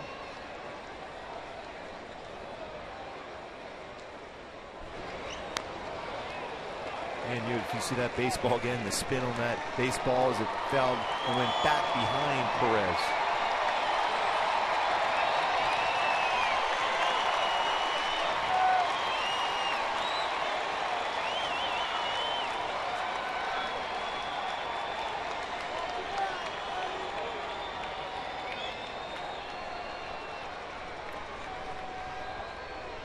There's the 1-2. Popped up. First base shot. Pujols into foul territory. We will head to the bottom of the 5th inning. The Halos have Aybar, Trout, and Pujols coming up, leading at 2-0.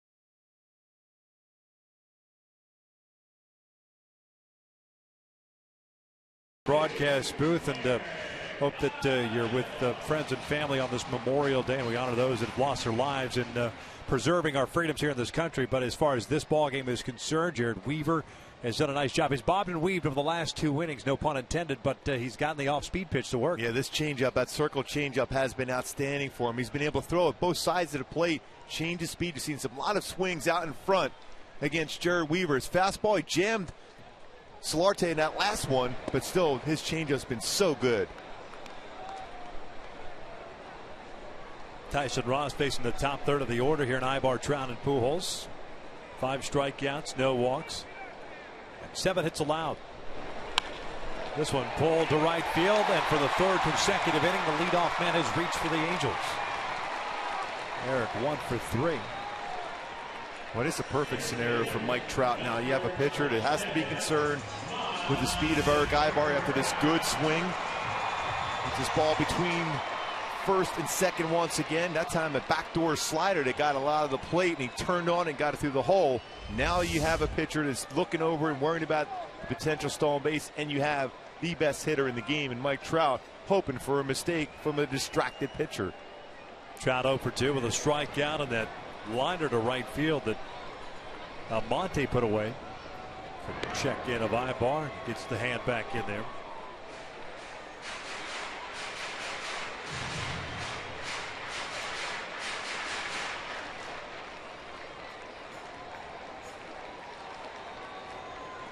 Eight hits allowed by Ross, the second most that he's allowed in a start this year. The other 16 hits against the Cubs in a no decision. We're going to miss on the breaking ball. That was at Wrigley Field too. 5 2/3, 16 hits, and he gave up 3 runs. He struck out 9 and walked 5, and he gave up 3 runs. That's a good slithering. Man, tell you what. Aybar with a big lead. You got to be working the double play ball. Eric takes off the throw, not in time. Off the glove of Amoristan. So for the 3rd time tonight, the Angels have picked up a stolen base.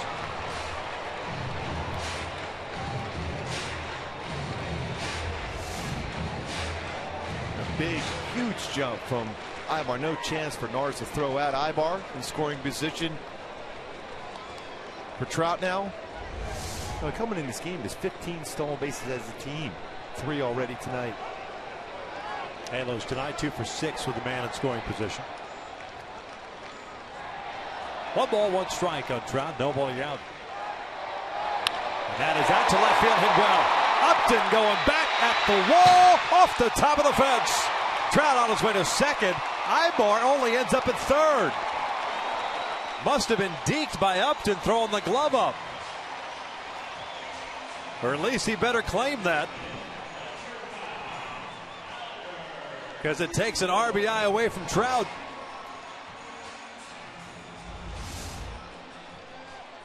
Boy, off the bat, I thought this ball was gone. But played extremely well by Upton. That's 2 nice plays by Justin Upton in left field today. 9th double of the year for Trout. The infield halfway in with Albert at the plate. Ross working from the full windup again. Albert is swinging a miss on the slider. Pujols 0 for 2. Ground out to Solarte at first base. And a liner that was nicely played by Middlebrooks. And the 3rd. Well, the hit speed off the bat of Trout, that line drive off the wall, 102 miles an hour. Tell you what, you don't want this inning to play off like the 4th did. The Angels had 4 hits, including a double, and only scored 1 run in the 4th. 1 ball, 1 strike. Well, as I just mentioned in that line against the Cubs, he can slither. Yeah. Hopefully he's not doing that tonight. I know.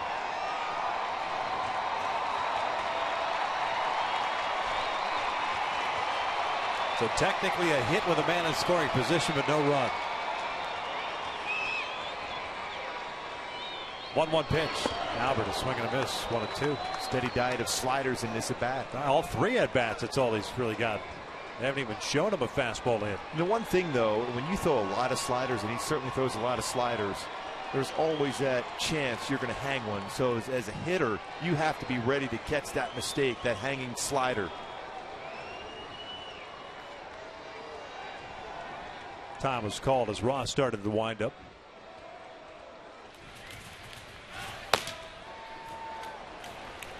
Quackenbush getting ready, with the Ducks leading the Blackhawks 3-1.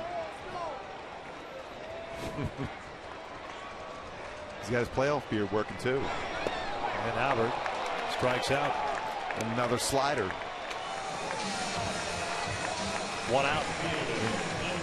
Bud Black has the option of maybe walking Cole Calhoun to load the bases up. Slider down and away. Gonna bring the infield in instead. I showed the graphic earlier on Cole Calhoun, how well he's done as far as driving in runs here. Now they are going to walk him. Well, I Take thought the they might chance of do. the Yeah. free. Sorry, Mark.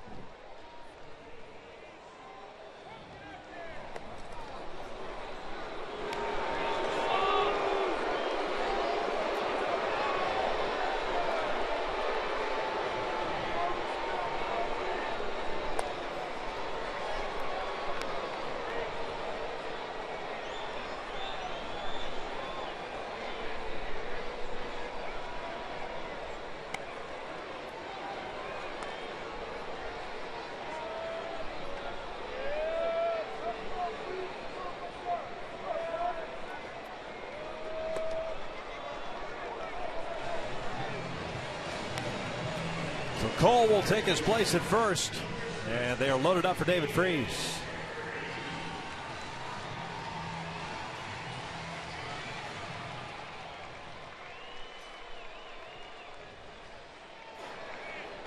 Freese 1 for 5 this year with the bases loaded.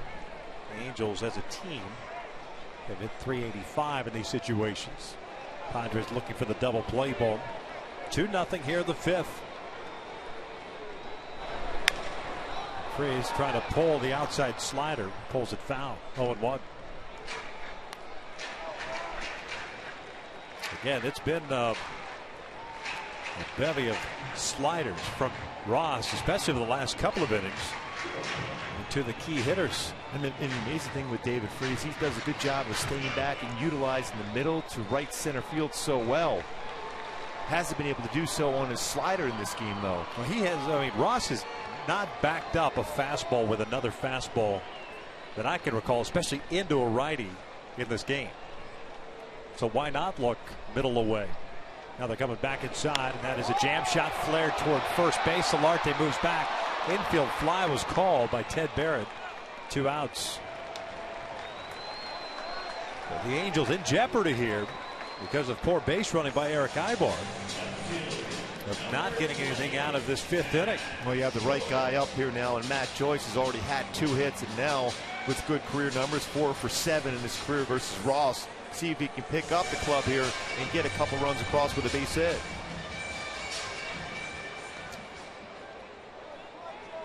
Joyce has only had 1 opportunity this year with the bases loaded. He's 0 for 1. Aybar still at third, Trout at second, and Calhoun at first.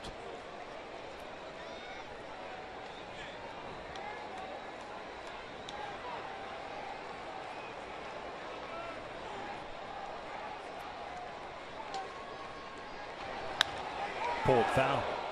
Matt 2 for 2, a double and a single, an RBI and a run scored.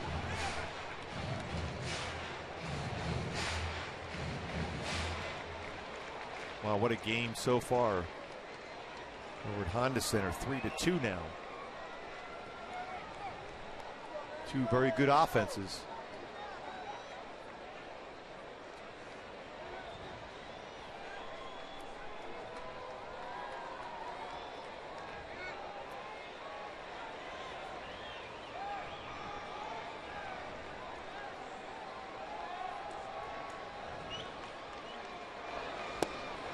No balls, 2 strikes.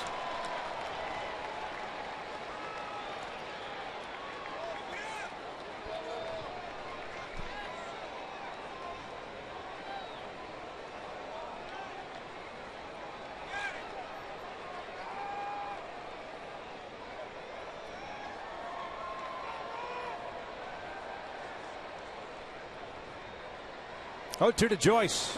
It's down in the dirt, gets away from Norris. Here comes Aybar, and he is in there. What a great read. What a run. 3-0. You talk about an excellent secondary lead and read by Erick Aybar. How he scored on that baseball, I'll never know. That didn't get far away from Norris at all.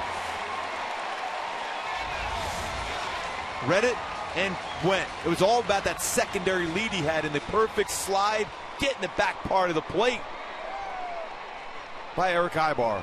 Excellent read. See if he gets the plate at that dive. And it looks like that finger got the plate, but Black may challenge it though. I don't know if that's the finger or the strap of the batting glove. Tough to tell. Something hit it. Something hit that very corner of it. That's part of your hand anyhow. Yeah, so they're gonna review this. And why not if you're Bud Black? You have to. Especially the way Weaver's throwing. And you have a chance to gain all that momentum to get through this inning with no damage done. Question is there enough evidence to overturn the call? The call is safe.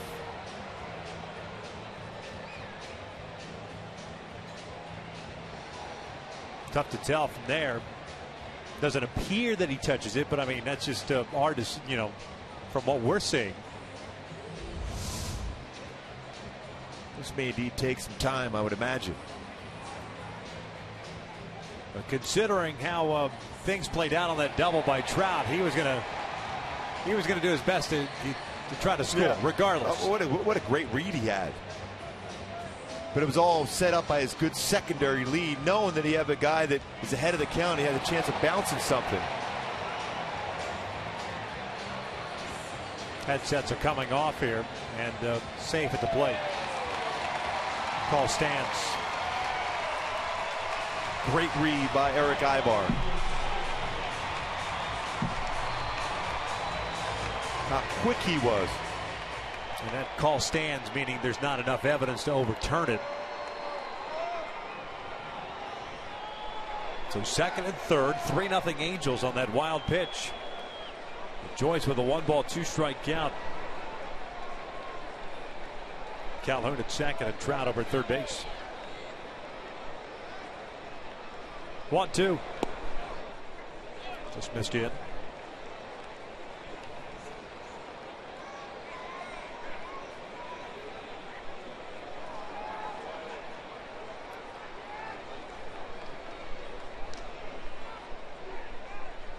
Now the 2-2. The dirt. Full count.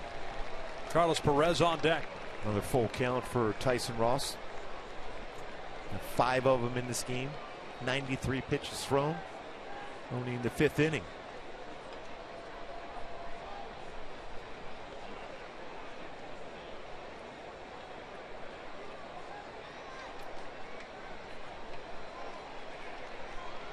Here's the payoff. Joyce pulls it foul. Well played by Alfredo.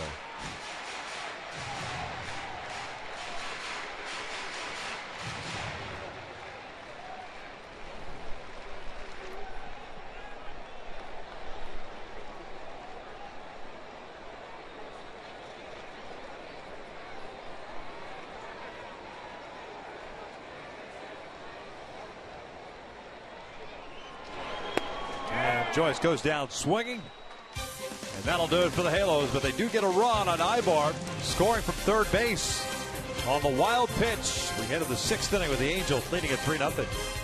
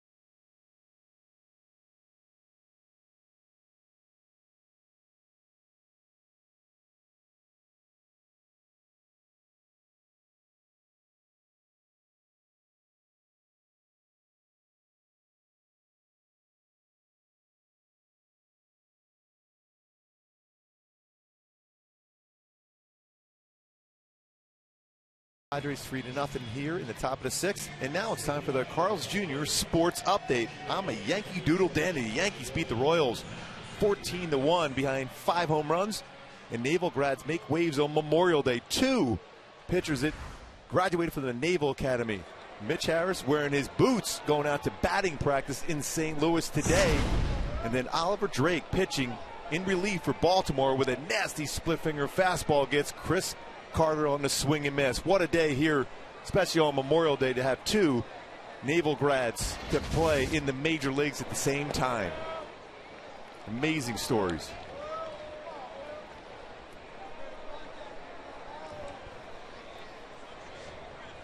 Venable, Kemp, and Upton.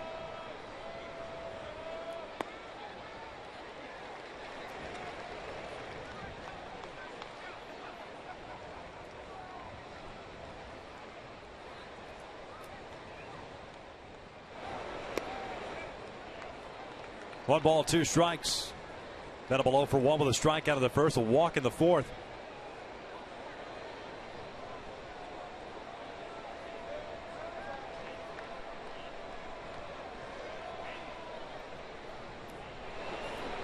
This one pulled to the right side. Giavotella has it. One down. Let's go back to my Hyundai key for this game here on Memorial Day. American soldiers, a lot. Soldiers here at the ballpark today helped carry out the flag for the national anthem. It's great to see them. A lot of support throughout this entire stadium and throughout this country.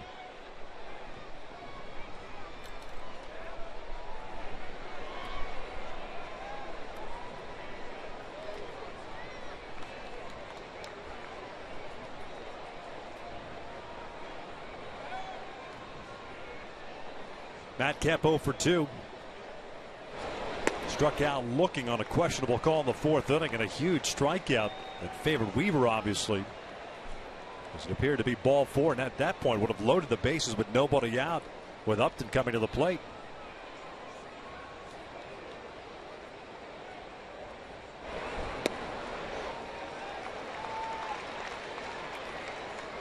No balls and 2 strikes.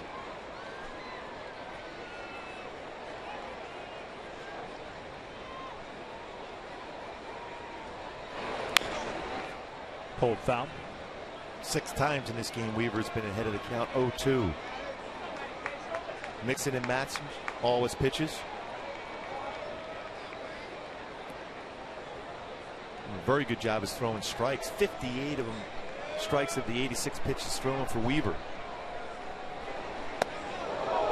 1-2.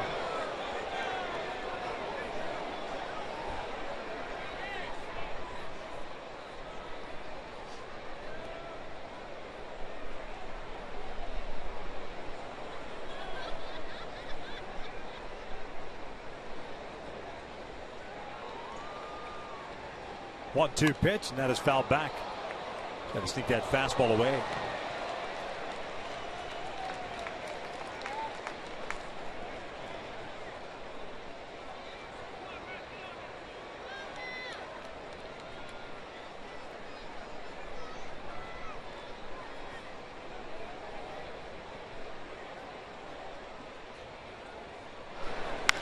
In the air to right center.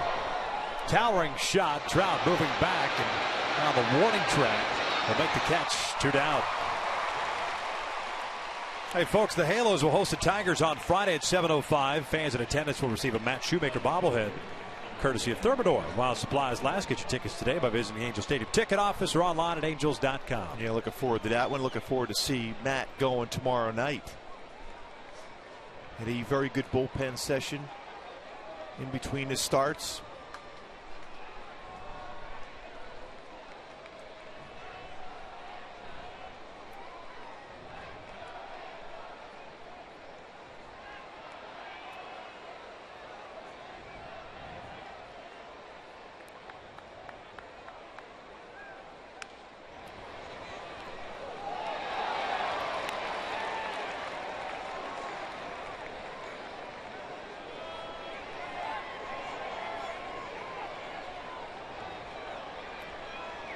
Upton with a single and a strikeout.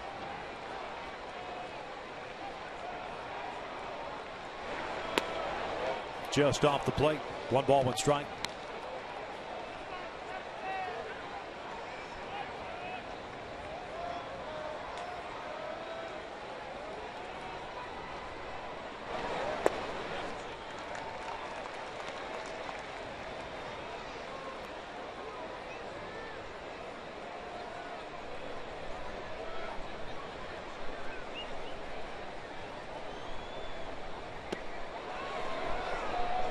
Two balls and 2 strikes. Just missing that fastball. That went in 86. Now I can throw him that slow curveball in that same plane on the outer half of the plate.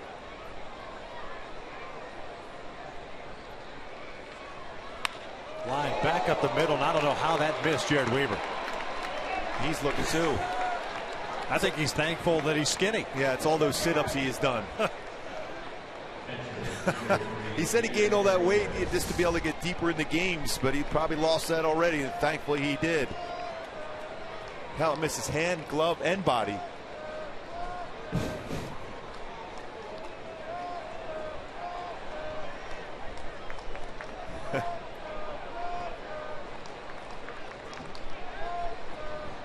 Look, no body fat. Abs of steel. Would have just ricocheted to first base had they hit my abs. A single for Upton, his second of the ball game, and here's Derek Norris, the catcher. That baseball off the bat, 101 miles an hour, and Weaver delivers the baseball. He's about 50 feet away. 5th hit of the night for San Diego. Norris 0 for 2 with a ground ball to short and a fly ball to left. Hits this one out to left. Got jammed. Joyce is there. And that'll do it. We'll head to the bottom of the 6th inning.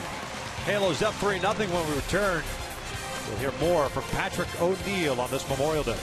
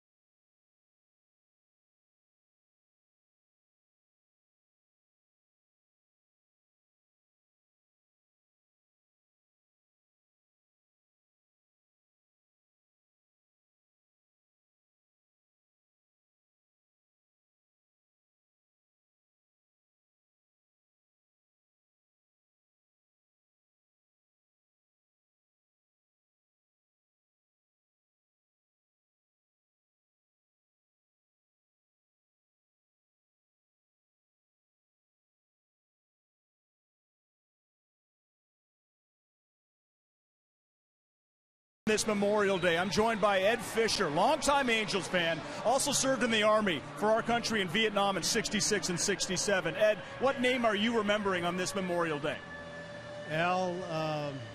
Alvarado. He's a real good friend of mine and went through the service from basic training all the way to Vietnam. Unfortunately, he was in your unit and went to a different unit and lost his life in a battle. He's an Orange County fellow as well, isn't he? Oh, yeah, definitely all Orange County. And he would have loved it when the Angels won that series in 2002. He was a baseball fan. He would have definitely loved it. Thank you, Ed, for your service for us, for our country, and for remembering your friend out. We certainly appreciate it. I appreciate it very much. All right. There he is, a huge Angels fan. Victor, again, tremendous people out here at the Big A. Patrick, we appreciate it as we start the bottom of the 6th inning. Halos up by the score of 3-0. Bottom third of the order up against Tyson Ross, Perez, Krause, and Giavatello. 9 hits for the Angels. Perez has 2 of them. Infield RBI single in the second and a base hit up the middle in the 4th. He will look at a strike.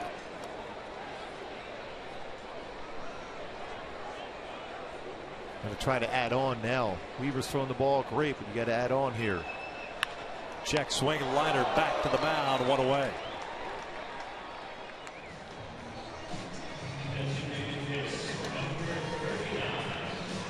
Ross now 97 pitches.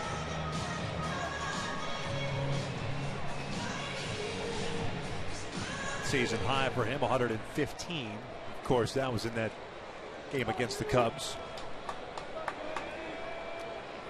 Mark Krause 1 for 2 is the DH tonight. Doubled down the left field line in the fourth.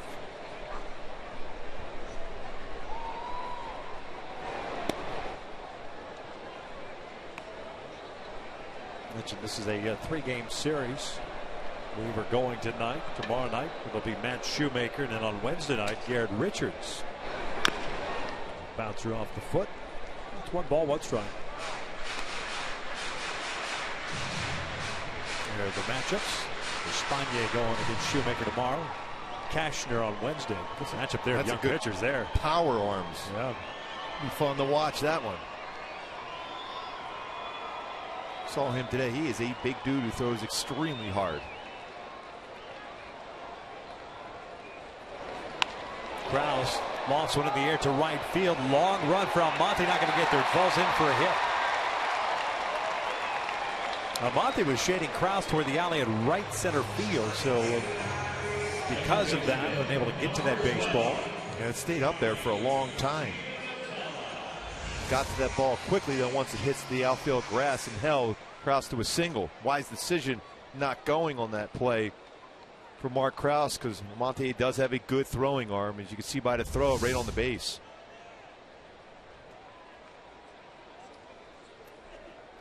Second hit of the game for Krause. Giavotella 1 for 2, an infield base hit. His first time up. Takes a strike.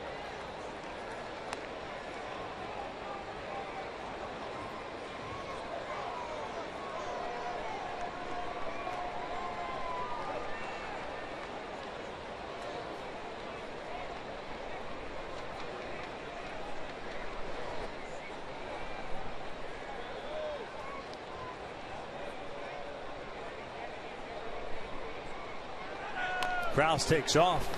Hit and run on. Being very aggressive. We've seen that throughout this entire game. I would imagine for Mark Krause, it's one of those that gets that sign. Kind of want to ask DeSarcina to kind of run through him again just to double. Sure about that? Double check, make sure. Maybe point to yourself, me? Yeah, that's why it's so important for Giavotella to make some sort of contact. Big lead for Krause. Doesn't go, and Johnny bounces one back to the mound. Ross Tamarista over to first, and again, double play. 1-6-3 twin killing, 6 complete. Into the 7th. Halos leading at 3-0.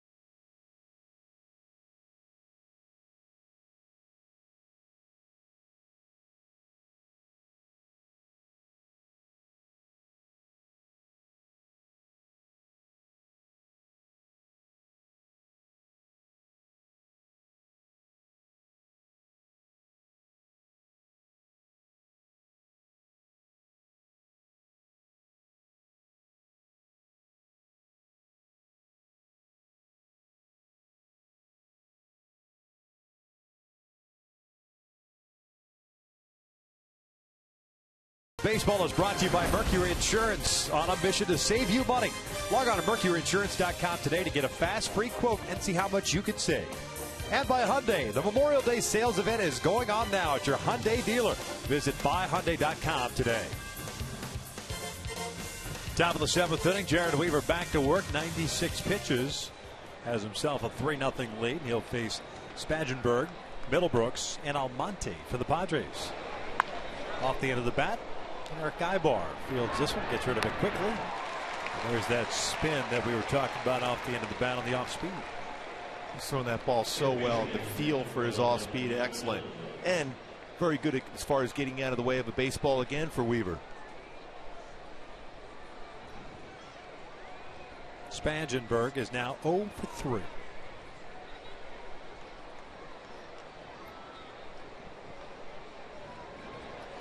Middlebrooks 1 for 2 tonight, singled in the 5th. Looks at a strike.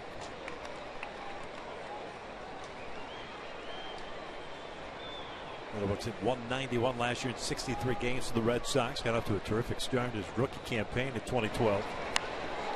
This one's in the air down the line, and that will fall in. So Vitello has it, gets rid of it quickly, and it will hold Middlebrooks to a single. Middlebrooks having to deal with some nagging injuries with Boston. Never kind of lived up. Hey, next month, the FIFA Women's World Cup begins as Alex Morgan leads the U.S. women's national team against the best teams in the world in search of their 3rd World Cup title. The only place you can see the 2015 FIFA Women's World Cup is on Fox and Fox Sports 1 beginning June 6th. Yeah, it's going to be a lot of fun. The USA team very, very focused to win that World Cup. Big month, June, for Fox with the U.S. Open at Chambers Bay. You ever play there? I played there about 6 or 7 years ago, and it was incredibly tough. And now they say there's some golfers already complaining about it.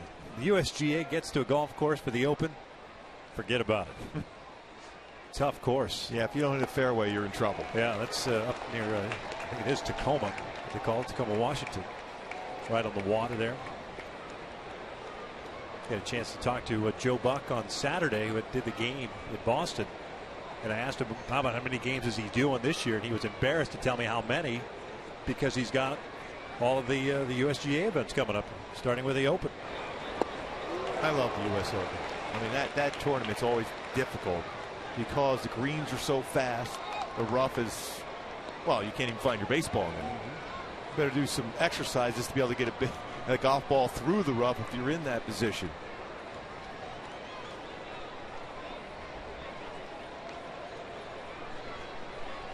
Oh, 2. Fouled off to the left.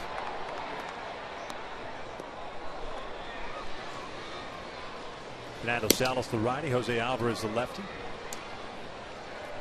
Abraham Almonte's 0 for 2 with 2 strikeouts tonight.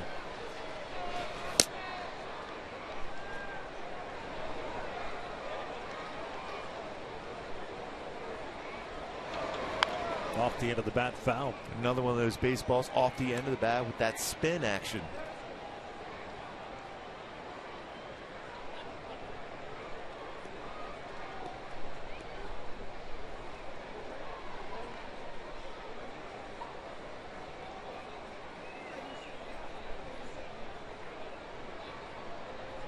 Amarista on deck.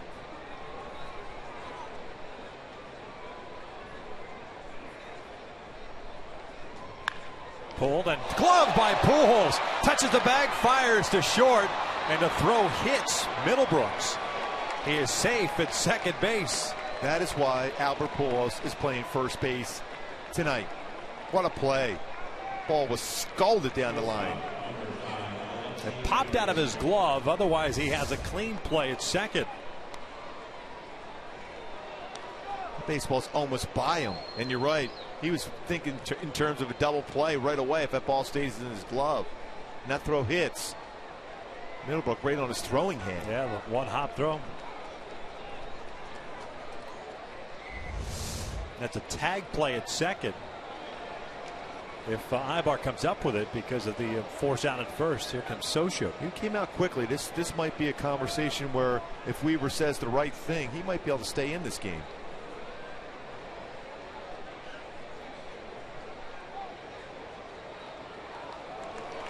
So they're going to go to the left-hander Jose Alvarez. Weaver departs after 6 2/3, and will do so with the lead and to a nice round of applause.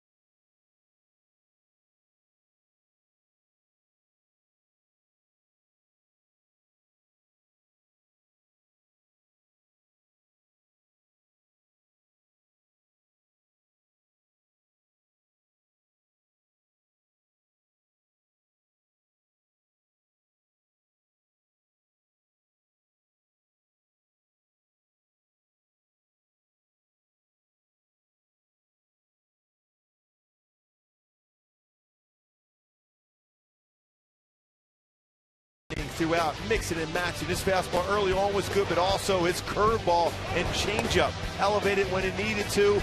Fastball velocity got up to 87 miles an hour. Used that no-seam fastball, paints the outside corner, got that call on the changeup. 7 punchies in this game for Weaver. The consistent battle throughout as he goes out and gives another opportunity for the Angels to win a start. His 4th straight unbelievable start for Weaver. Jose Alvarez takes over on the mound for Weaver, and just like that, Bud Black pulls back Alexi Amarista and will pitch it Jed Jerko. The man at second base, that's Middlebrooks, and Alvarez's pitch is upstairs. Jose pitching in his 15th game, 0-1 record, a 2.84 ERA, 19 innings, 8 hits, 18 strikeouts, and 7 walks. Jerko hitting .208 in 35 games this year for the Pods. And Alvarez falls behind here, 2-0. As a pinch hitter, Jerko 3 for 8 with a home run and 2 runs batted in.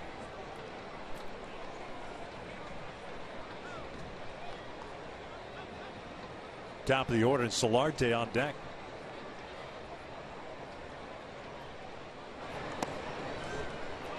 Three and 0.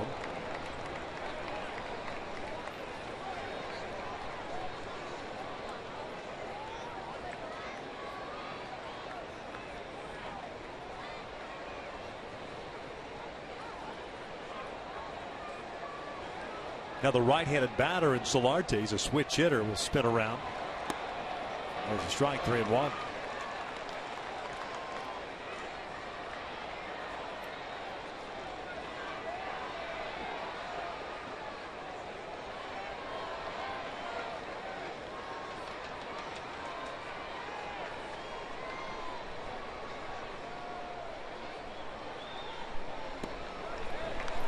And a walk. So that'll bring up the tying run now. Boom, a 3-1 changeup.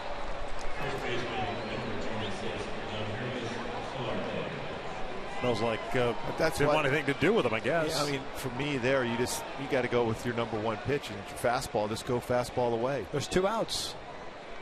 Especially on a fastball away, it's very difficult to drive a ball the other way out of the ballpark, especially coming off the bench like that. Inner half, yes, but away, no. Yeah, well, you're not doing yourself any favors coming in and falling behind at 3-0. And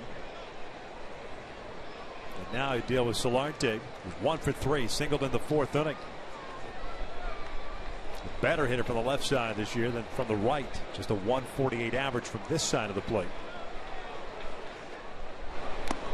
Swing through that one. 2 home runs that Solarte has hit this year have been from the left.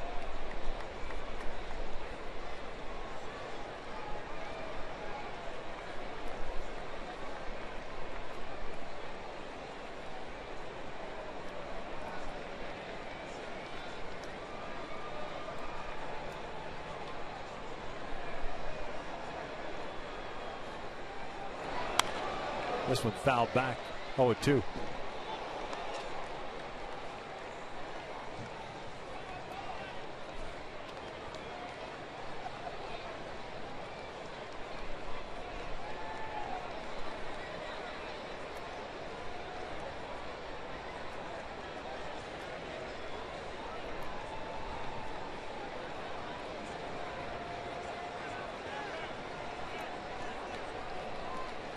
No balls and 2 strikes. Middlebrooks at second. Jerko, the pinch hitter, via the walk, is at first, and now Perez and Alvarez are going to talk things over. What your mindset is right now as a pitcher and as a catcher, you fought to get to an 0-2 count. You got to expand the strike zone, make him swing at it, your pitch, out of the strike zone. Preferably you can even bounce a breaking ball in the dirt. Trust Perez to keep it in front of him to get a swing and miss and finish off this inning. 1-2.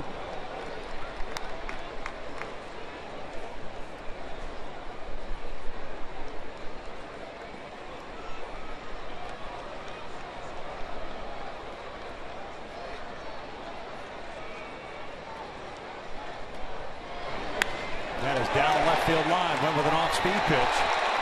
That'll bring in 1 for sure. Jerko's going to be stopped at third. And it's an RBI double for Solarte. He went with a changeup and it got too much of the plate. It was down, but a lot of the plate. You can bounce that ball in the dirt.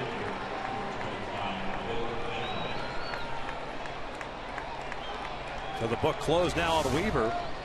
6 2/3 a run. And like I've always felt, if you get ahead of the count, you can afford to bounce one in the dirt. Just trust your catcher to keep it in front of him.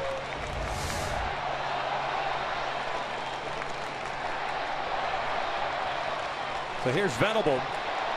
0 for 2 with a strikeout, a walk, and a ground out. Looks at a strike.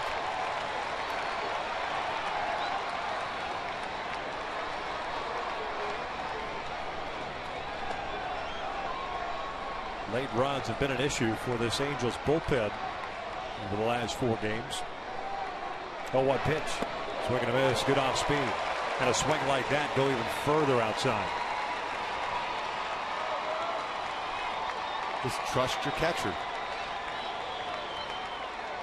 Perez is very solid behind the plate.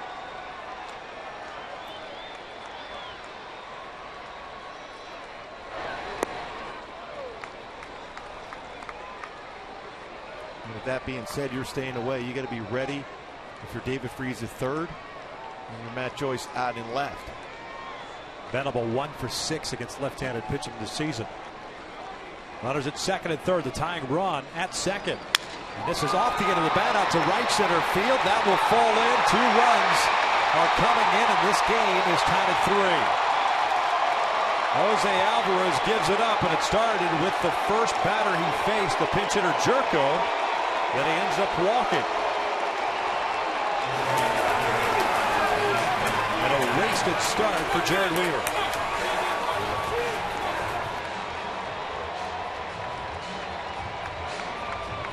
And he's flicked it out there. Venable into the outfield. Was fooled.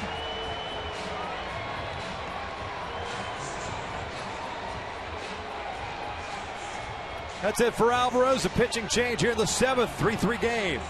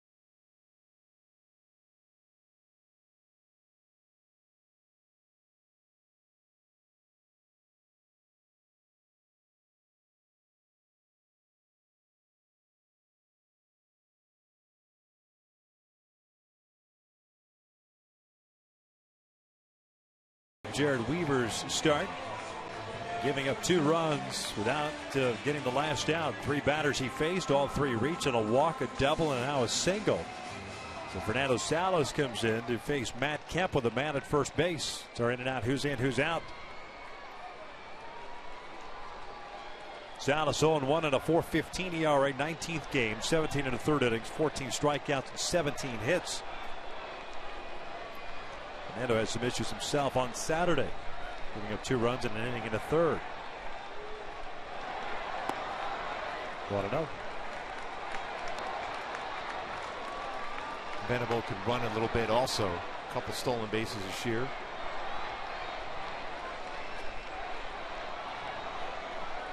Two of these 3 runs charged to Alvarez. Good lead for Venable. Kemp looks at a strike. Padres DH 0 for 3. Last time up, drove one out to the warning track in right center field.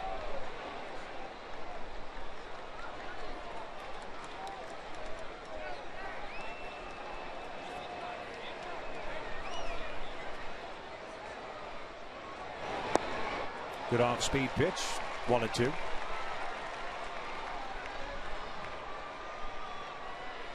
On the bottom of the 7th, the Angels have Aybar, Trout, and Pujols coming up.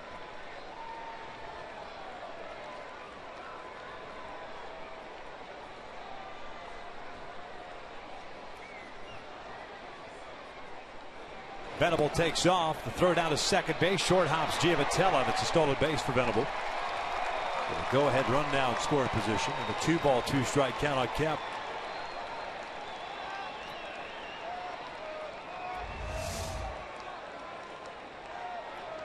A pretty good jump by Venable. 3rd stolen base in 4 attempts.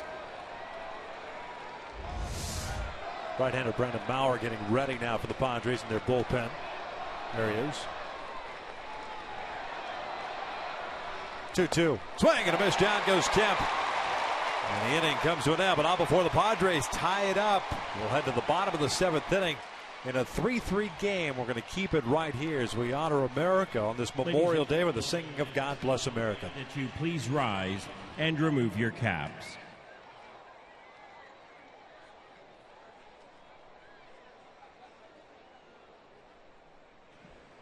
Prior to singing Take Me Out to the Ball Game, please join us in singing God Bless America, performed by Technical Sergeant Daniel Plaster of Air National Guard Southwest, attached to 146th Wing in Ventura County. God bless America, land that I love. Stand beside her and guide her through the night with a light from above. From the mountains to the prairies, to the oceans white with foam. God bless America, my home, sweet home. God bless America, my home, sweet home.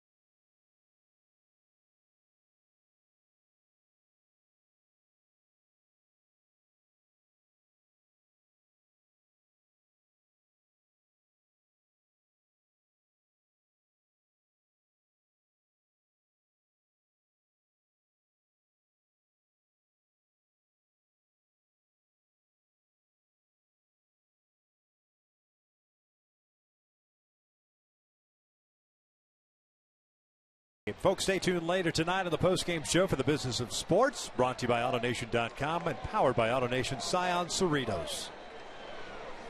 Clint Barbas takes over at shortstop for the Padres. And they have a new pitcher on the mound. It's the product of Orange Lutheran High School. His name is Brandon Maurer. Maurer, very good fastball, 92-96. A lot of cut fastballs, changeup. Aybar, Trout, and Pujols here in the 7th. Maurer picked up the deal with the Seattle Mariners. Changed for Seth Smith. That was back in December. 1-4 last year in 38 games, 7 starts, and a 4.65 ERA. Chasing the high pitch, and it's no balls, 2 strikes. Aybar tonight 1 for 3. Singled in the 5th, stole a base and scored a run in the 5th. This will give you the third period score from across the street at the Honda Center. 4-2 Ducks against the Blackhawks at Game 5. Aybar goes down swinging. Norris will have to complete the strikeout. 1 away. He's got a very good cut fastball. It almost looks just like a slider.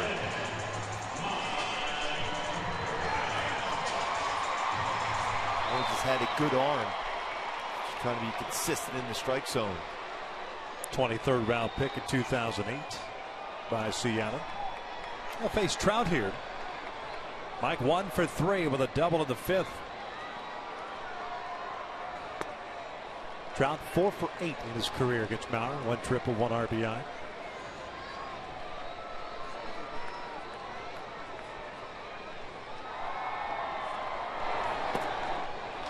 Oh, 2. Maurer 1-0 this year with a 2.14 ERA. 13 strikeouts, 6 walks, 21 innings.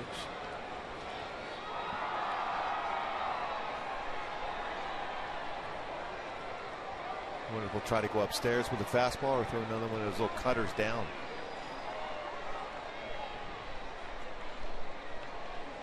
Tyson Ross, 6 innings, 10 hits, 6 strikeouts, 1 intentional walk, 3 runs all earned. Slider missing down and away.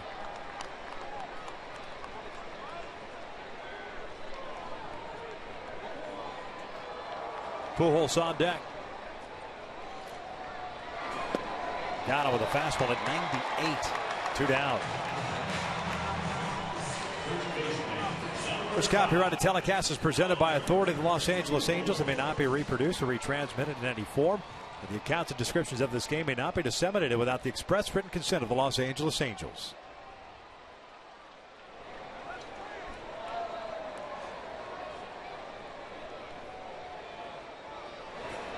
Albert takes low. Pujols 3 for 6 in his career against Maurer. Pretty good high school staff at Orange Lutheran with him and Garrett Cole. Yep. This is in the air, shallow center. Venable comes racing in. And then the Angels go down in order here. The 7th will head to the 8th in a 3-3 game.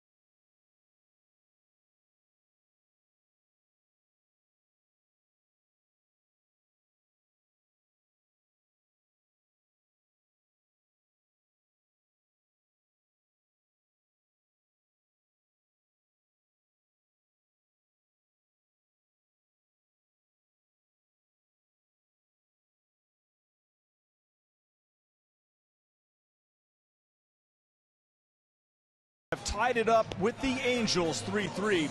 I'm Patrick O'Neill. Stick around for after the game for Angels Live. Jose Mota will join me. Alex Curry will get reaction. We'll see if the Angels can hopefully take the lead and hang on and end this thing rather quickly. To stick with the Memorial Day theme, you know, going around the Big A, talking to different people, I was touched by so many stories, but it also reminded me of this great story we have about Major Stephen Reich in the theme of Pat Tillman, for instance, a tremendous athlete who felt a higher calling to serve for his country, paid the ultimate price, but it's on FoxSportsWest.com. I know we're all busy in our lives. If you could put aside some time, make a mental note, FoxSportsWest.com, Major Stephen Reich, a true American hero. Back inside to Victor and Mark. Patrick, we appreciate it. Heck of a job tonight, my man. Look forward to talking with you on the post-game show, or at least listening in. As we start the 8th inning, 3-3 game. Joe Smith takes over on the mound for Fernando Salas, who went 1/3 of an inning and struck out Kemp to finish off the 7th. Joe pitching in his 21st game, 0-1 record, a 2.41 ERA, facing Upton, Norris, and Spangenberg.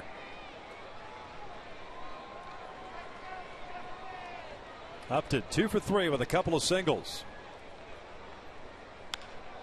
Shoots this one into right field toward the corner. Cole Calhoun racing over and will make the catch for the first down. A pretty good idea of that power that Upton has. That ball hit well the other way. If he has that opportunity to get his arms extended, he can crush a baseball.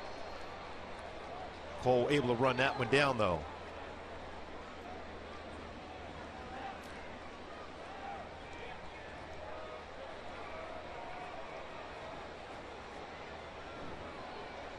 There's Derek Norris, 0 for 3 tonight. The ground down and a couple of fly ball outs. Norris 0 for 2 in his career against Smith.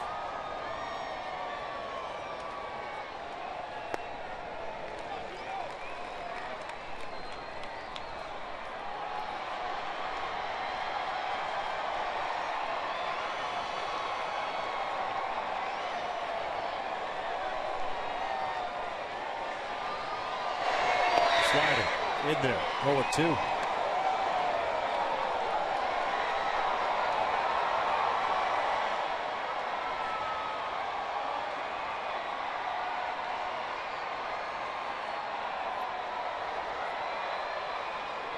Oh-2 pitch. Swing and a miss. Down goes Norris. 2 down. Great location. Still think the best pitch in baseball.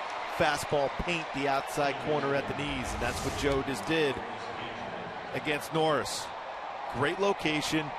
Not a lot you can do with it other than to try to punch it the other way. Made no contact, though.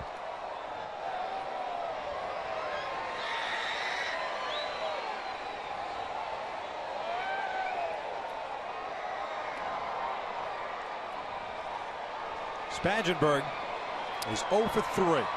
Pop up, a strikeout, a ground out.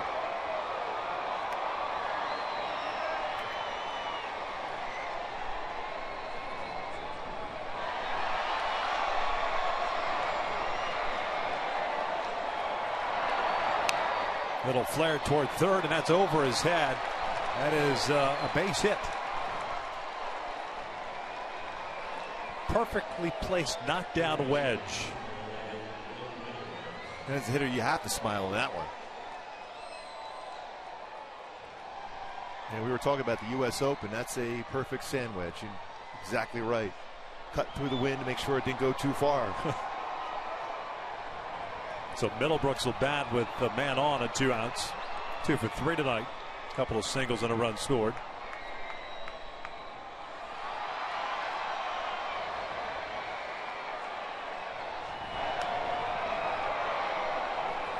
And he will run 4 stolen base in 5 attempts.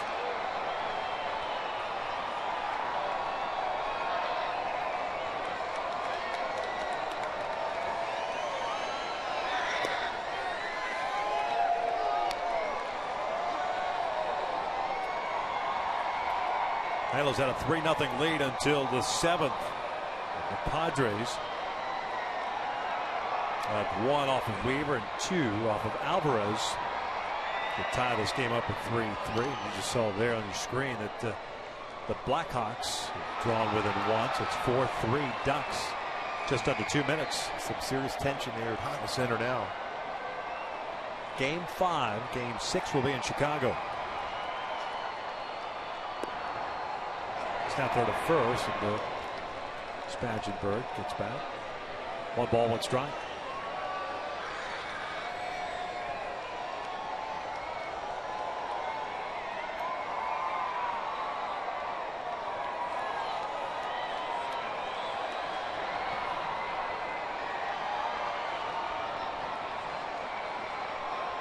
One ball, 1 strike on Will Middlebrooks.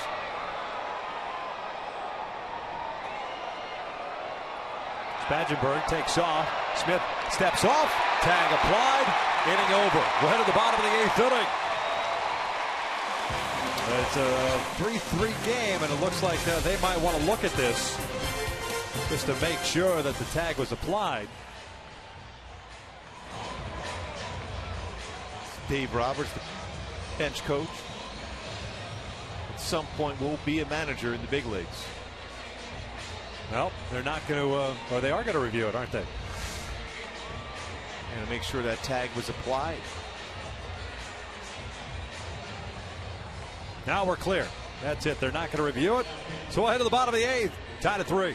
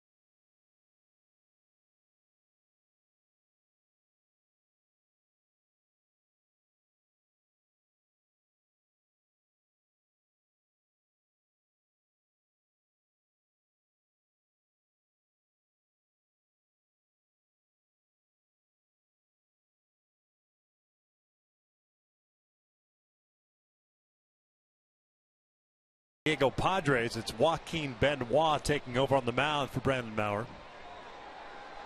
Facing Cole Calhoun to start the 8th. Benoit, known for that changeup. One time was a mid-90s fastball guy. Always had a good changeup, but that's kind of his bread and butter now. 20th game, 4.2 record, and even 3 ERA.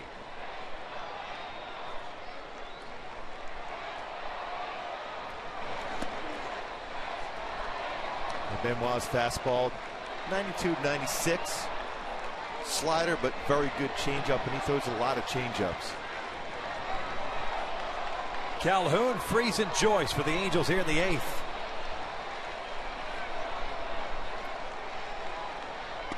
There's that off-speed pitch. 1 ball, 2 strikes. The Blackhawks have just tied it up with 36 seconds to go. An open net. Yep. Extra skater.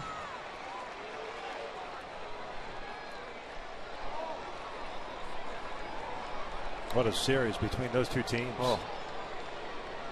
1-2 to Cole. He'll bounce it back to the mound. Almost throws it away.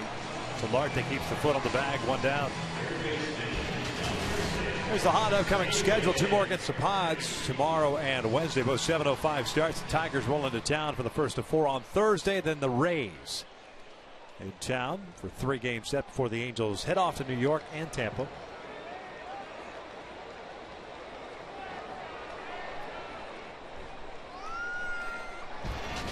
David Freese 0 for 3. Strikeout, ground out, pop-up.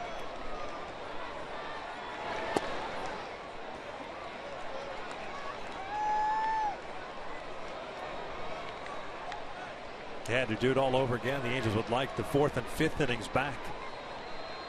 Always looking to expand and add on. You have to. Halo scored just 1 run in the 4th inning on 4 hits. That included a double. Joyce was picked off in that inning as well. And then the 5th inning had a bases loaded situation with 1 out. They only got 1 run out of it, and that was courtesy of the wild pitch. Good base running by Aybar.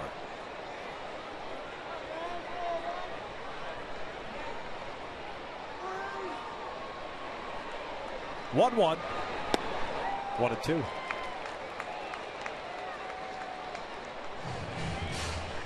We get the light wave in full effect here in this 8th inning. Wonder when they were going to pop that out tonight. Just getting ready. We were away for a long time. Blackhawks and the Ducks aren't going to overtime.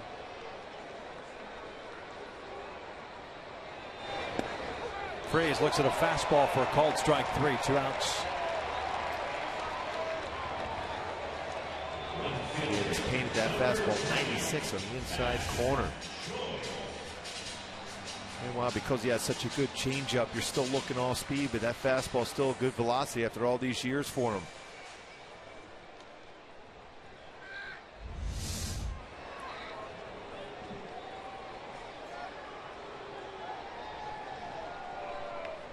Bullpen for the Padres coming into tonight with a 6-6 record, a 4.41 ERA. Mauer had himself a 1-2-3 7th. That's 11 straight scoreless appearances for Mauer. And Joyce takes a big rip and fouls that 96-mile-per-hour fastball straight back. Big rip too by Joyce. 2 for 3 tonight with a double and a single. It's also picked up an RBI. And that's what you're looking for from him right now, from Matt Joyce, is that extra base type swing.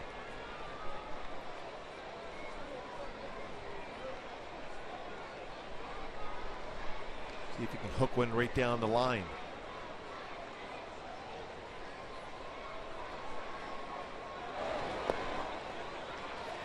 One.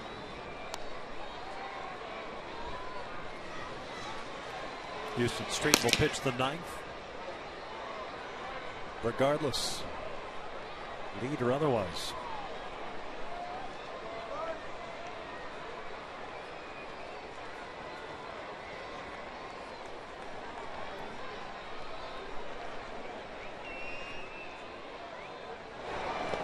Two balls and a strike.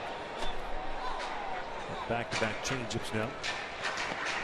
Lefty's hitting 208 against Benoit, but righties is 107 this season.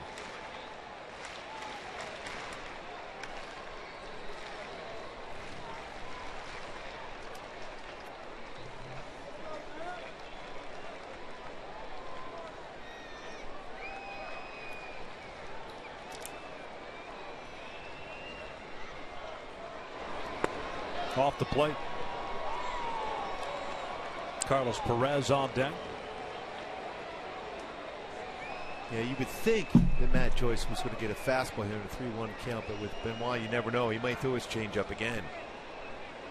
Outfield very deep for San Diego. Here comes the 3-1. Got the fastball. Full count.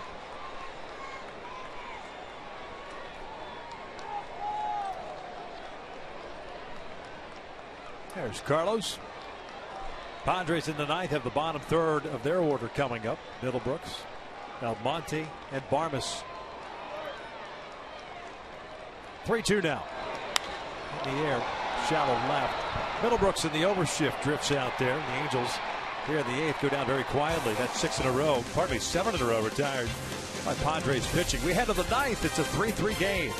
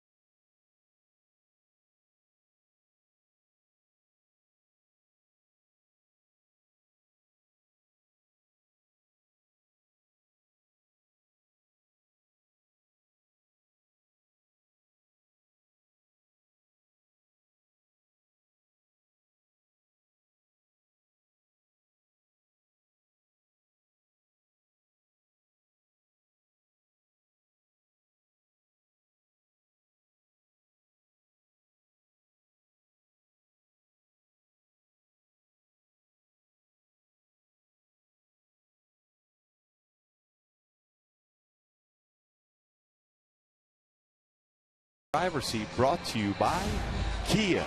What an effort. Once again, that's 4 straight great starts for Jerry Weaver. Went 6 2/3. Just 1 earned run, 1 walk, 7 punch-outs.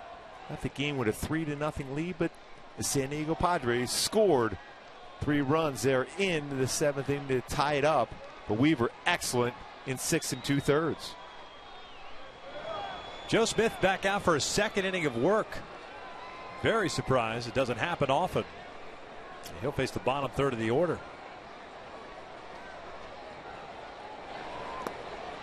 Middlebrooks was at the plate when Spangenberg took off to 2nd and got thrown out to end the 8th.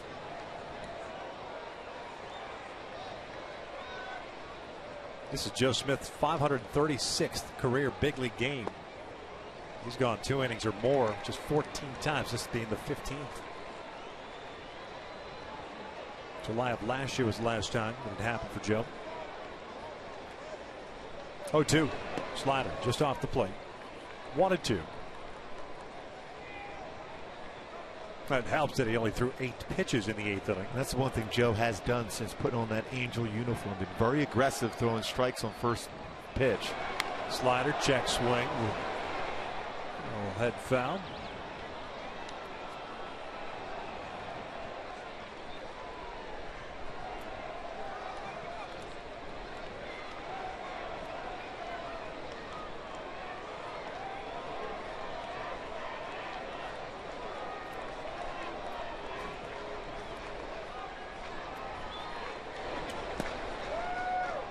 Just got a piece of it.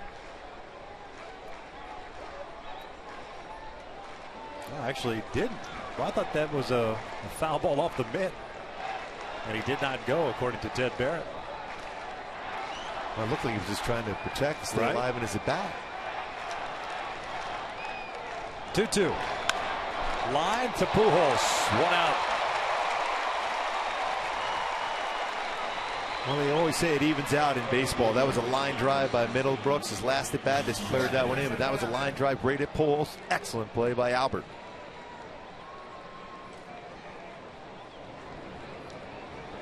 Been a couple real good defensive plays in this game. Originally supposed to be DH. Feeling good. Abraham Almonte, the right fielder, now up. 0 for 3. 0-1. Padres with action in their bullpen. Quackenbush and Kimbrel. Kimbrel if the Padres take the lead.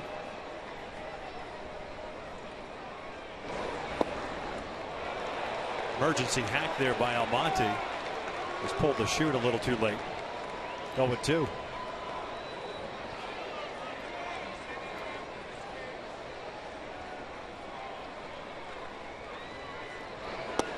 One and 2 now.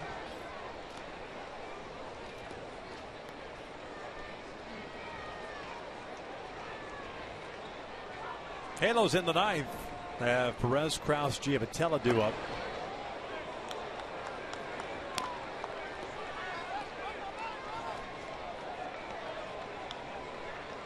And back to the top of the order, Erick Aybar, if we get to that point. Held back. 2-2.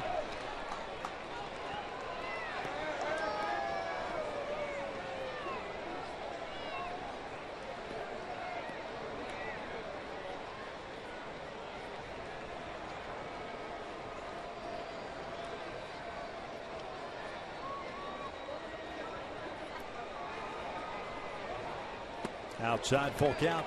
Clint Barnabas, the shortstop, is on deck. It'll be Barnabas' first plate appearance. On defensively in the 7th.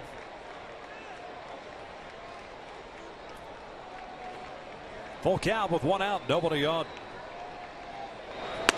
Down goes Almonte, 2 outs. Good late movement on the fastball from Joe Smith.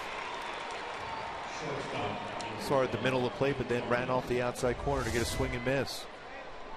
From that arm angle allows him to create that movement going away. No contact there against him. 3rd time Almonte has struck out in the game.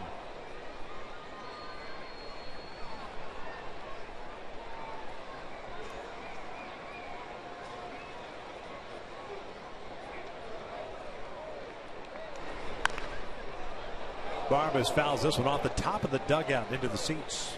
0-1 count. 226 in 25 games is a home run and an RBI.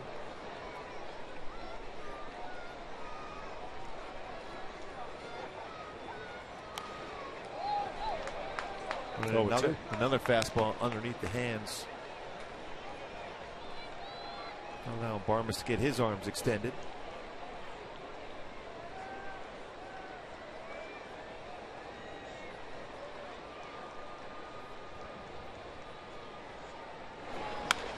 And that is lined out. A 1-2-3 inning for Joe Smith. We'll head to the bottom of the ninth. Perez, Krause, Giavotella coming up. They're tied at 3.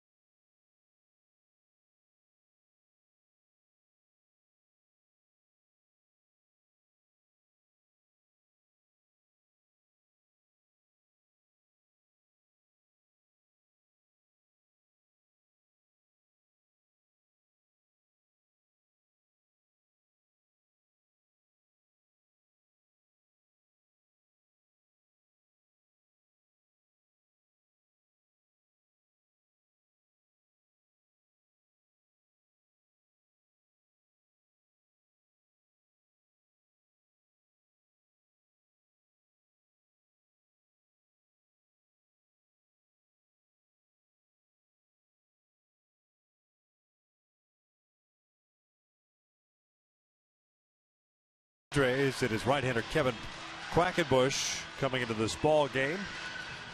Pitching in his 13th game this year. 1-0 record of 1.88 ERA last year. Got into 56 games for the Pods and had good numbers. Carlos Perez will lead things off for the Angels here in the ninth inning. And if you recall, Carlos's first big league game, he did this against Seattle.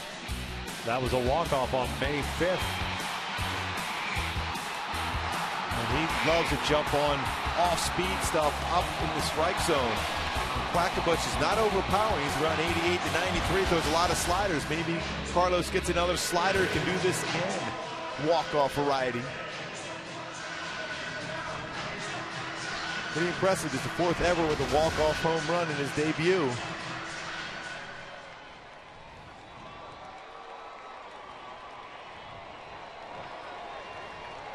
Benoit with a 1-2-3 eighth, and now it's Quackenbush.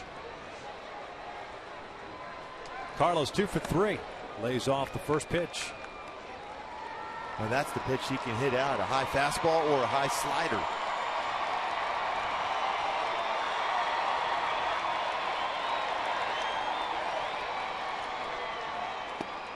One ball, one strike.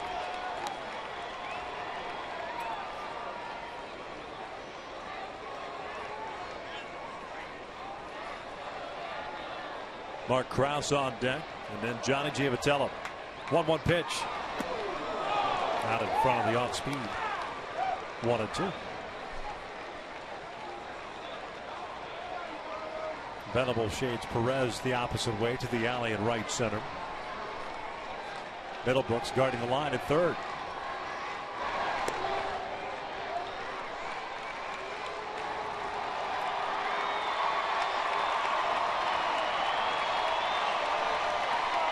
Ducks just won in overtime. They take a 3 games to 2 lead. I said don't go into double overtime. That's what the key was. Perez rolls it foul. Huge win for the Ducks. Now going back to Chicago. Chance to close it out in a very difficult building to do so. 5-4 the final in overtime.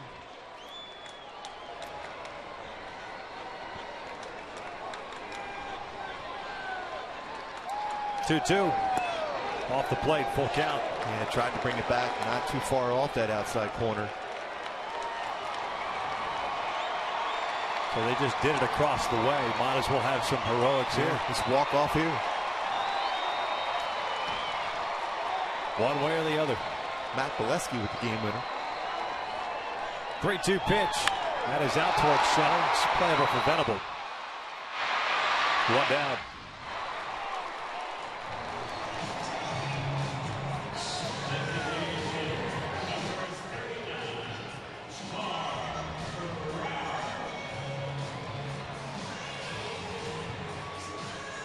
Last base runner for the Angels was Mark Krause. The base hit in the 6th inning.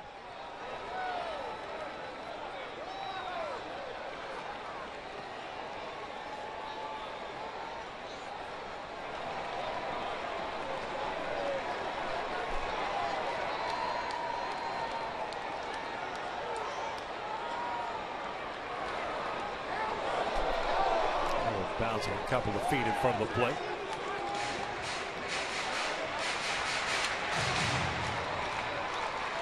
Quackenbush, an 8th round selection in 2011, University of South Florida.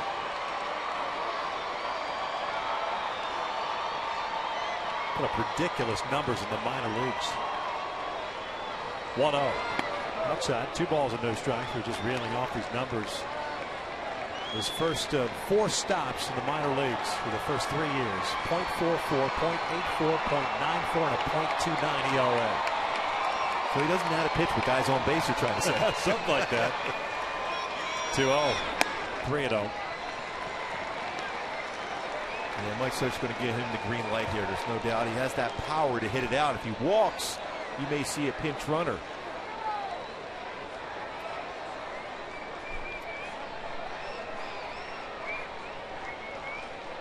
.30 pitch. I don't know if there was ever a green light to be had. Pretty good pitch to pull the trigger, but if you're not certain, go ahead and take it. Some guys just aren't comfortable swinging 3-0. The thought process is you're going to get the exact same pitch 3-1. 3-1 pitch. Upstairs, and he walked him. So the potential winning run on base now. See if Featherston would come out. He's calling Cowgill.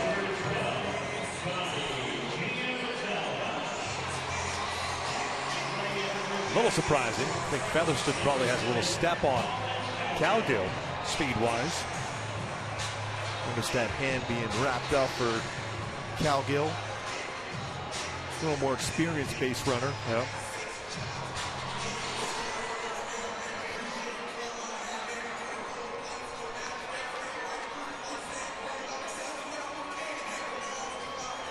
Johnny Giavotella will face Quackenbush here with 1 out, 1 on.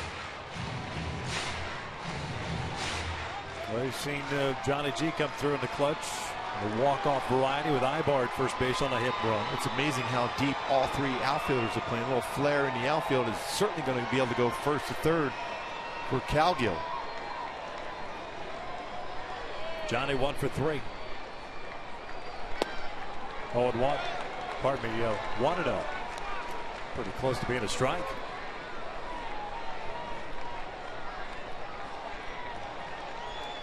Like Norris and the Padres were hoping it was a strike. Middlebrooks even with the bag at third. Solarte holding Cowgill on. And calling off to a big lead. From third to first. He was going. He was going.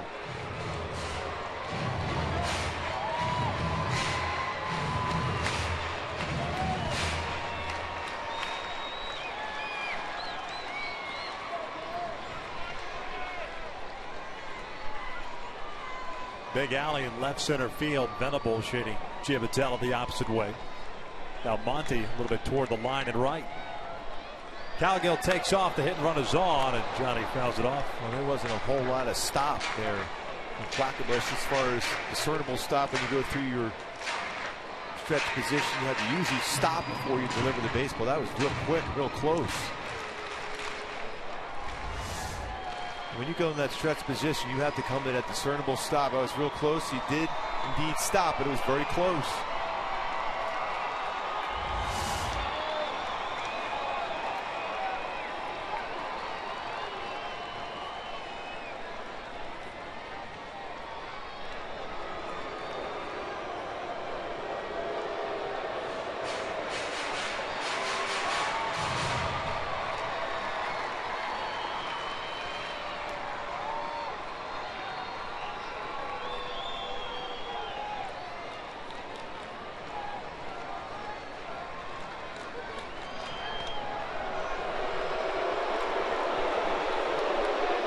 So far, every throw over from Quackenbush has been very fast. He hasn't held on to the baseball.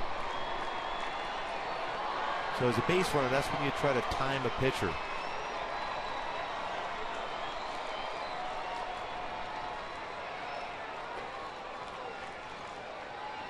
One ball, one strike. Colin doesn't go, and Giavotella hits one back up the middle, and now a sneak through for a base hit. Calgill will turn and head to third with Venable playing so deep. He gets to third base rather easily. So like I said, you put that ball in the outfield, it's going to be an easy first to third. You give up that ability to get that single up the middle, you cut it off by playing that no doubles defense.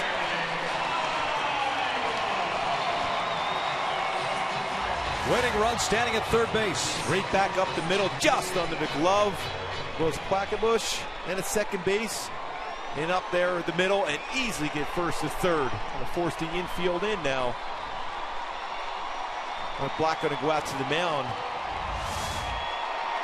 I wonder if he's going to think in terms of maybe a five-man infield. You're certainly not going to walk Erick Aybar to face Mike Trout. They're going to go to the bullpen. That's what they're going to do. Craig Kimbrell is going to be called upon here. The closer. Certainly a difficult guy to put a suicide squeeze on with that fastball. No doubt a pitching change here in the ninth. Runners at first and third with one out. Craig Kimbrell coming into the ballgame.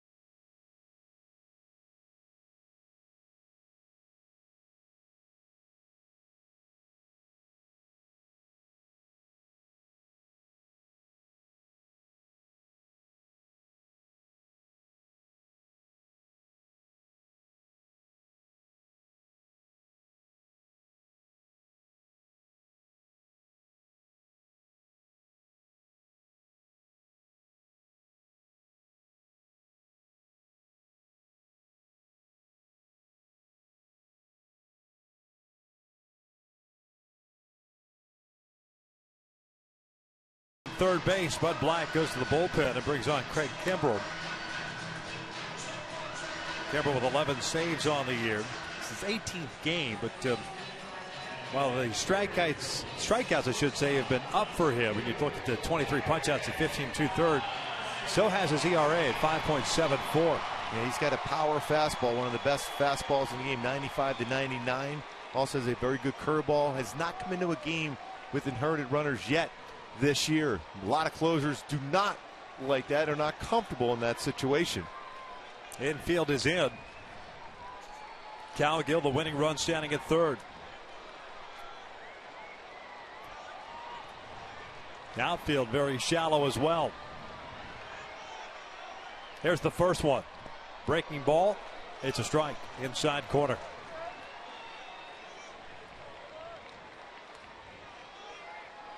with that power curveball. Only one wild pitch this year from Kimbrel. Outfield extremely shallow. Infield in.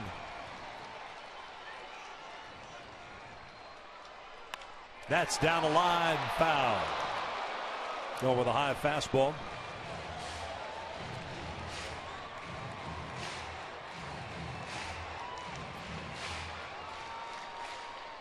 Boy, Giapatel looking over at Gary DiSarcina, and with the infield in, there's no one even close to the base. Now, the only thing you worry about is a line drive and take the bat out of Trout's hand if you had a line drive at an infielder in.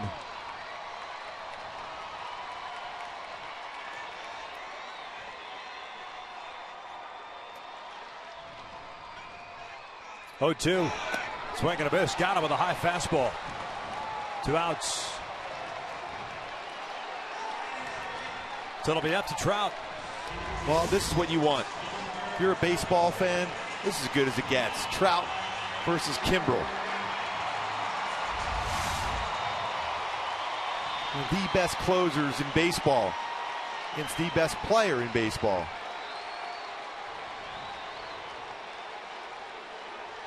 Now they're going to intentionally walk Trout to face Pujols. Well, like I said, it was almost going to be. And it doesn't look like Kimbrel wants to do it.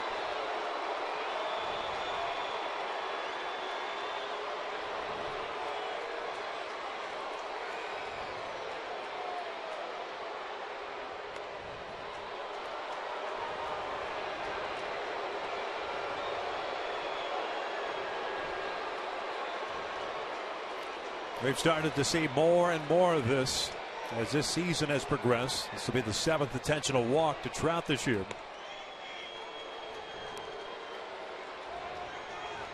Pujols 0 for 4 tonight.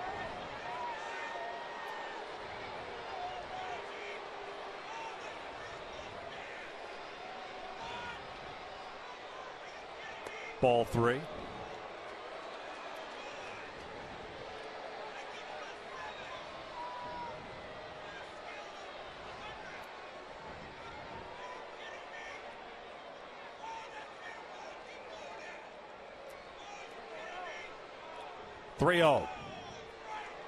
That was almost a strike. See Trout look back at Scott Berry, the home plate umpire. Kimbrel didn't look like he really wanted to walk him. He took a step off the pitched rubber. And when you have that type of fastball, you love the challenge against the very best. Well, he's going to have to deal with one of the all-time greats here in Albert Pujols now.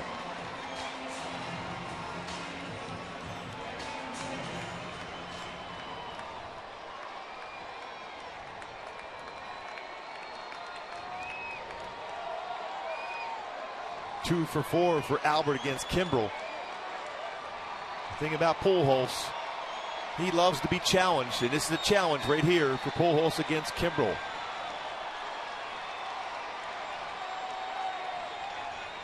No place to put him. Albert, a fly ball to center his last time up. First pitch, breaking ball. Take the old hit by pitch, walk off. If you're ever going to get hit with a pitch against Kimbrel, take the breaking ball. Yes, you know what? Any part of the fastball.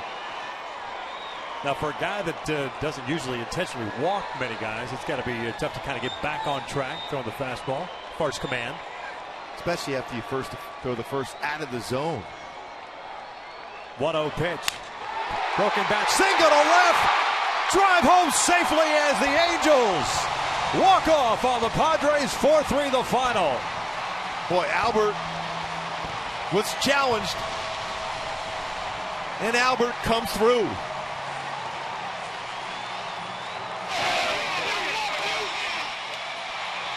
The 17th career walk-off hit for Albert Pujols. A huge moment for the Angels and Pujols. Shatters the bat, looking over at that dugout of the Padres because of that intentional walk to Mike Trout, and Albert wins the game with that base hit. Didn't need much of the bat. Looks right into that dugout. That's how strong he is. He only needs a little bit of the bat to do it. What a swing. What an effort by Albert and the Angels to be able to pull this one off against a very good arm in Craig Kimbrel. doing it in dramatic fashion once again. Makes Joe Smith a winner. He went 2 innings tonight in relief, and he picks up the W. 4-3 the final as the Halos walk off on the Padres in Game 1 of this 3-game series. And overall for the Angels, a very nice performance. Albert, the walk-off hero. He's down on the field with Alex Curry. Alex. Thank you, Victor. Albert, a great way to kick off this homestand and honor all those who have fallen on this Memorial Day. What was the key for you guys to come back and take this game? Well, first of all, Jerry did a great job. You know, he kept us in the game, and obviously we wish we would have got a win for him. But we have a great team. We fight.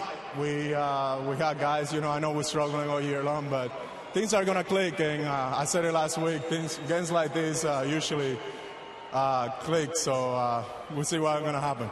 And back to Jared Weaver. It's his 4th straight great start, turning his season around here. How much confidence does that give you guys playing behind him?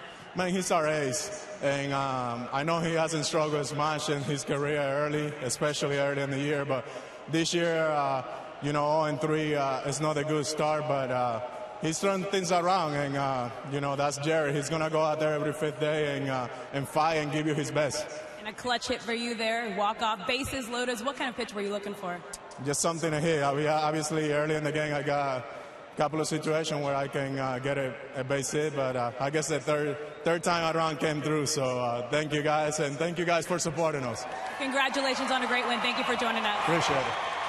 A huge win for the Halos here tonight, kicking off this 10-game homestand with a win. Patrick O'Neill and Jose Mota will break it all down next on Angels Live, presented by your SoCal Mazda dealers. So don't go anywhere. Stay put right here on Fox Sports West.